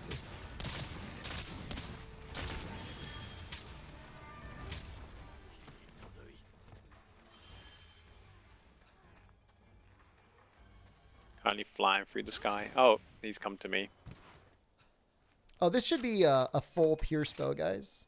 No, I guess the first level is rapid. It's the Deora light bow, which goes rapid into Pierce. Shepard card again. You don't know that. No, we got this. We got this. Yeah. We were just taking one each for fun, you know, just a little bit. Well, you want to increase the tension. Exactly. Then you can do these cool Metsus, and everyone's like, wow, you did it. Like full on anime protagonist moment. Well, this is your moment, yeah.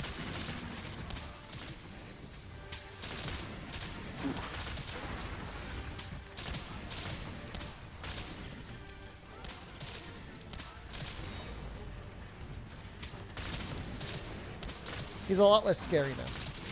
Yeah, when he's not glowing with the power of thunder. He still wants a piece of you, though. But without dash juice, I use dash juice. I also have probably a good amount of stamina, and I ate for whatever. I've got Constitution 4 and Stamina Search. The things you can stack for your stamina, though, are actually even higher in this game than they were in Iceborne. So, if you go really hard, you get, like, I guess the feline skill, was it Go Fight Win? Ooh. You can almost get a college degree on the number of ways that you can boost stamina in this game. It's a science. There's like 2 main categories that stack together, but have individual caps relative to each other. I don't want to make it sound more complicated than it actually is. But if you do use bow a lot, it's worth having a cat, I think, with Go Fight Win.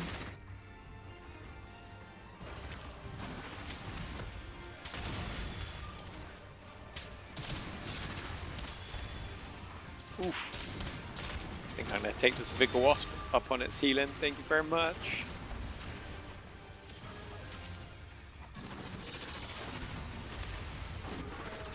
Okay, I'm really glad I had that wire bug. Yeah, I think that looked like what he got me with when I messed my wire bug up. Yeah, no. Okay. So I had the Dust of Life there. Thank God! Because And that just would have been it! Yeah, I was like, I got this. I can't get to you, but I can heal you. I'm gonna try and get a para off. Nice.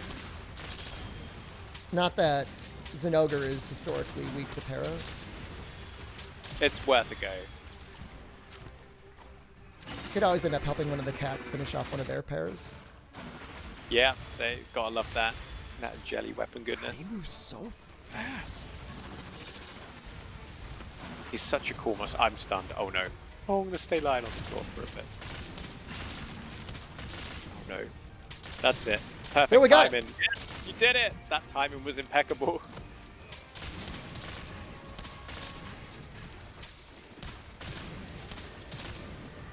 Oh, you know he stopped being stunned as like the first part of my Metsu. Raised his chin Whoa!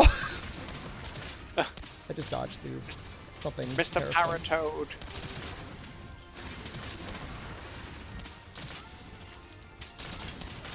Oh, yeah, this is one of the best boss fights in the game, chat. Or monster fights, whatever you call them, hunts. It's cool, the music, the intensity, like the visuals, the visual effects as well. Like, yeah, you can see why Zenogre is such a popular monster. Like, just the king of cool. No dodgeball? Dodgeball is really situational. You know, it depends on the fight. Like, if you've got room for evade distance 1 in it, I kind of like dodgeball. But at the same time, like, you know, there's pros and cons. You know, your evade distance is shorter, and then you don't get the bonus charge level when you are dodging, which can sometimes be a big deal to get to your max charge level faster.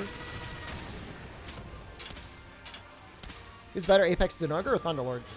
Apex Zenogre is like one of the best fights, literally like ever, in my opinion. Yeah, look at those moves. Look at those moves coming off. Like, yeah, like. Please, please. That's right. I got the aggro. You got the thing off, and then my cat punched me just in time. I've got 1 life powder left, so I can still. No, do I know what you're saying. No, it's good. You know, just keep it in mind.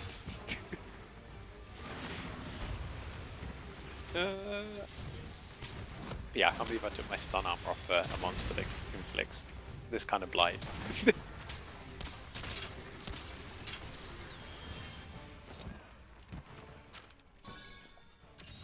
Off he goes. Dodge Bolt for me, I like using on Gossarog only because there's just something so amazing about dodge bolting through his cleavers. I don't even know what you call those blades, ice blades. I think he's mad. Yeah, I think cleaver or ice blades works. Oh, yeah. Oh no! Oh no! Oh no! I think, like in the history of professional wrestling, sometimes it's best to leave on a loss. Only because we got something to look forward to for the next time. Yeah, it leaves the comeback arc open.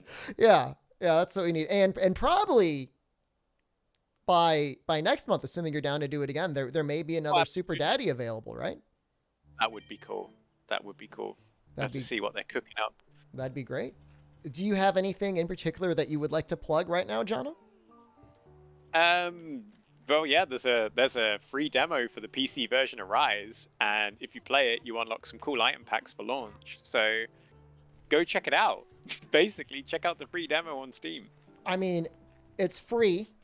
You get free stuff, but honestly, legitimately, the Magnum Malo in the Rise demo is one of the greatest challenges you will ever experience in Monster Hunter history. And you don't want to miss it. Adrenaline. And yeah, once, you know, I don't know how long the demo's sticking around. Probably for a while, I imagine. But, you know, you can only experience that hunt in the demo. It's not in the full game. It's a combination of the damage he deals, the damage that you deal, and the limited time. It's truly magical. Yep. And when you beat it, you are like, it feels good. It's better than a gem. Do you have to play it, or do you have to beat one of the hunts? I think you have to beat each hunt specifically, don't you? You don't have to do a full clear. I think you just have to like clear a hunt. Like you can do the Great Azuchi, I think, and that'll qualify you. I don't want to speak officially. I think if you beat Maldo, you get one of his scales when you start the game. Yeah, that was on Switch, wasn't it? Yeah. So it may be the same in PC. Yeah, I mean, yeah, like you're guaranteed like the base package for just doing a quest, which will give you some nice healing items and bits. But definitely, if you're feeling a bit spicy, like even Misu in the demo is a really it's a good hunt. fight. A lot of people are surprised. Like they're like, oh, it's just Mitsu. I fought Mitsu before. No, and he hits hard. Mizu looks really like lush on PC as well. Oh, yeah. Like with the extra detail. But yeah, give it a go. Like honestly, it's fun. It's free, and you'll get some items should you wish to then pick it up on PC for January. It's worth it. I'm saying it's not even for the item pack. Although the item pack is neat, just experiencing the hunt is that good. Yeah. And then pre-order it. And then pre-order Sunbreak when that comes out. That's not available yet for pre-order yet, is it? I don't think so. No, because it's still got to come out. The base game still needs to come out on PC first. Probably. Well, I guess also they probably want to have a release date on Sunbreak. I mean, we know it's summer. As of right now, right? I think they said it was summer. Yeah, 2022. Summer 2022. Yep. I imagine more details will come out obviously once players have had time to delve into the PC version of Rise, let them kind of experience it, enjoy it, and then I guess we'll all look to the breaking of the sun. I'm crossing my fingers that we will see another little something at probably Game Awards. It's not unheard of. You don't have to say anything. You don't have to say anything. You stay silent. You're just stay silent if Monster Hunter G is coming out on Steam. No, you're laughing. You broke the silence. That's why I when that rumor came out about Monster Hunter G, I went into the super secret folder and I deleted it in spite. I was like, no one can have this on PC. Did you think at all of our previous stream and about me losing my mind? Did that occur to you? You don't have to say. Okay. I was like, Shepard isn't ready for this. He's not ready. No one can handle the power. I made a little video. I'm like, it's awesome that it could happen, but why would they pick Monster Hunter G? For the record, okay, just to say it, you don't have to take anything with it. They're to start anywhere. You probably honestly would not want to go back farther than Freedom Unite. You could, but like I had somebody, I think they were a Japanese viewer commenting on my channel. They said Monster Hunter G was my childhood and I loved that game. And he's like, but even then they should probably not start with this game. Because you're talking about a game that was designed for like the PlayStation 2 and like, game sentiment, game design, lots of things about games have just changed. It's just changed a lot in 15 years. It's been a long time. You look at, we don't flex when we drink anymore, Yeah. It's a matter, a sticking point for some people. No flexing. But I'll say this though. If they want to, they can always pop out an emo. When you've been playing like 300 to 400 hours of Rise in a row, it felt like it's easy, but coming back, like the game's hard, man. Like they can make hard quests. There are hard quests in the game. Yep, you're absolutely right. Like even say the standard Apex Zenoga. We just got stomped. I carded twice. Schooled. I carded the most. And we just took out Mega Apex Azuros as well. And Ibushi as well. So it started off. We were having an okay time. We rolled Rajang, we rolled Ibushi, but when we went to the Bear, what was that? 5 or 6 times? Yeah, and the thing is though, when we lost, it was very clear why we lost. It didn't feel unfair. It was like, yep. Oh, I do that to myself. Yeah, and I think that's what's great about that kind of difficulty because you're like, yeah, I can see why I lost. I can see why it happened. And we're still in high rank. Master rank is going to have even more mix-ups and combos and things like that. Yeah. So new abilities, obviously, so much new stuff. So I'm so excited. You know who I'm maybe the most excited for? This might surprise you. Go on then. Sunbreak Anjanath. Oh. He's one of my favorite monsters. He's really, he's just so cool. And I love that he got, for lack of a better term, more respect in this game because he's kind of like one of the end game sort of monsters that you fight and he feels like it. Yeah, to be fair, I think he earned it because he was kind of like the first wall. The pink T-Rex. Well, yeah, the big pink T-Rex. He was the first wall people faced. So it's almost as if he kind of earned that promotion. Yeah. In Rise, you did good in World. You scared a few hunters. You can go up a notch. I feel like to a small degree, Clutch Claw was invented for people that really struggled on him because, if you could break his legs, he's a lot easier for a lot of weapons. At least, people that are like sword and shield or dual blades. It's hard to hit his head or his tail reliably with those. And I bet they're like, what if we gave people a not an easy option, but an option to make it so things like Anjanath are a little bit easier. It was interesting how that concept probably came about. Especially for smaller weapons like your dual blades, your sword and shield, and not necessarily the lance because you can hit up, but sometimes the leg is the most available piece. It's not like you got the long sword where you can just slap anything and, and hope for the best, or obviously the great sword with the meaty chops. But no, it's a really good point about Anjanath, and I'm really pleased to see that monster kind of take a step up. Yeah, I love it. I love what they've done with the monsters so far, and I'm excited to see where they go in Rise. Again, for me, somebody who's thousands of hours, whatever, across the years, I just hope that they keep making it harder and harder just because it's one of those things, to keep going in and, your things like, Extreme Behemoth and, Fatalis and Elatrion and stuff like that.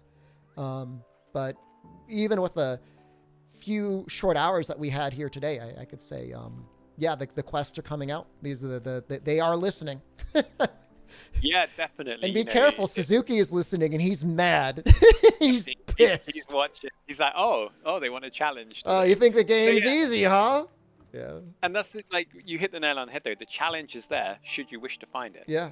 Yeah, and that's it. and Like, it's some people said the game was easy and then they didn't finish the game. But like, even if you just look at the end game advanced quests, like these were not easy. I'm gonna try and show them up on screen now.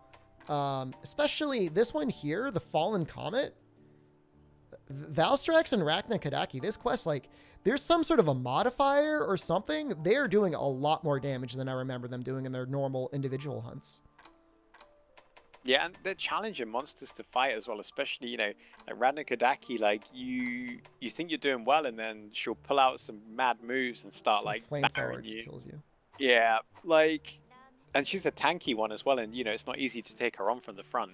But yeah, it's there, like, and, as you know, with previous kind of, like, G rank, master rank expansions, like, the challenge increases, the rewards increase, the options available to the player increase. Like, yeah, it's a really exciting time to be a Rise player. And in the meantime, we've got these kind of event quests coming out, which kind of get you ready, give you a taste, get that challenge kind of in there. And I guess yeah, I have it's great. one question for you, and I can't imagine you have the answer for it because I don't know if they've announced it yet. Do you know what the event release schedule will be like on PC? Is it going to be like accelerated? Or are we going to have them all at once? I can't imagine they're just going to dump all of them on us the second PC drops. That's a good question, a very valid question. I haven't looked into that yet, so I genuinely don't know. But there is a plan. There will be a plan. I just haven't gone and looked at it yet. I mean, if I were to guess, it would be like maybe accelerated, but they already release an event quest every week, so I think they'd have to do it a little bit faster, only because I just assume between January and my guess, and obviously nobody knows, would be like June or July for the actual release of Sunbreak. And that would be less than 6 months, but I don't know. I'm just speaking out loud. I'm not speaking for you or for Capcom. Yeah, no, totally. And it's always nice to theory craft and stuff. It's great that people like yourself and the community are like, oh, could it be this time? And then putting pieces together and stuff, because we're all on that kind of the hype train together, really. Yeah. I'm just staring at my dog head right now. It's so weird. Yeah, I was like,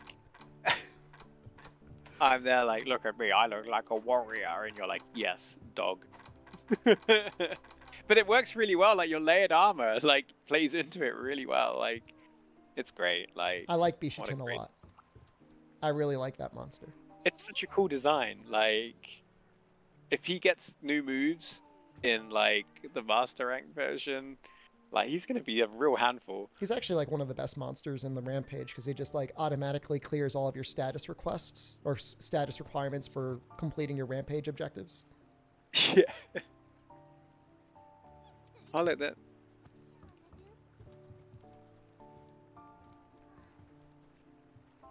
Okay. Well, excellent, Jonno. Thank you again for joining us on the stream. Everyone, thank Jonno. Everyone, follow him and thank him on his social media. As well as the Monster Hunter social media. Yeah, follow Monster Hunter. Make sure to follow Shepard as well. You don't have to follow me. Just follow Jonno. I mean, you can follow me if you want, but Jonno's more important than I am. He's good at beating up big bears, so that's helpful. Oh, I felt like that's the only thing I was gonna feel like the rest of the stream was just me just getting my ass kicked. Thank you for carrying Shep. Thank you. Yes, thank you, Jonno, for carrying me. All right, so thank you so much. Hopefully we will do this again in December, and then Jesus, it'll be January. And was it January 14th? Is the game coming out? January 12th, I think. January 12th. Is that Japanese time, or is that UTC, or is that Eastern? I believe it's UTC. I don't know how things go on Steam. It was a little bit of a nightmare when normally, not a nightmare, but it was normally different. Games released on the US time zone, so it's normally what their key times are normally like. Was it like? It depends if it's 24 hours or like 6 o'clock UTC. We'll have to see. Yeah, it's 12th of January though, 2022 for Monster Hunter Rise on PC. I'm gonna rent a private yacht off the coast of Japan just to be sure for the next stream. I'm gonna be on a private yacht in the international dateline, and I'll just be there. Yeah, just go to New Zealand to get whatever. Yeah, New Zealand. Yeah, hey, that could work. New Zealand would be all right. New Zealand's a nice place. Yeah. Okay, excellent. Well, thank you, Jonno. Hopefully again next month. Hopefully we'll have a new. Yeah. Super. What if they did give us like Super Zenogre and we had to like not only just beat normal Apex Zenogre, but then we had to fight Super Apex Zenogre? I would stack my defense so high. I have no idea. You do, yeah. It'd definitely have to be hunting her. All right, good times. All right, Yes. Have a good one. Goodbye, Jonno. Bye-bye.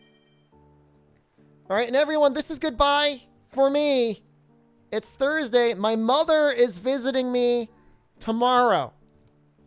So I am not streaming tomorrow. That's not true. Two things. I'm not planning to stream, but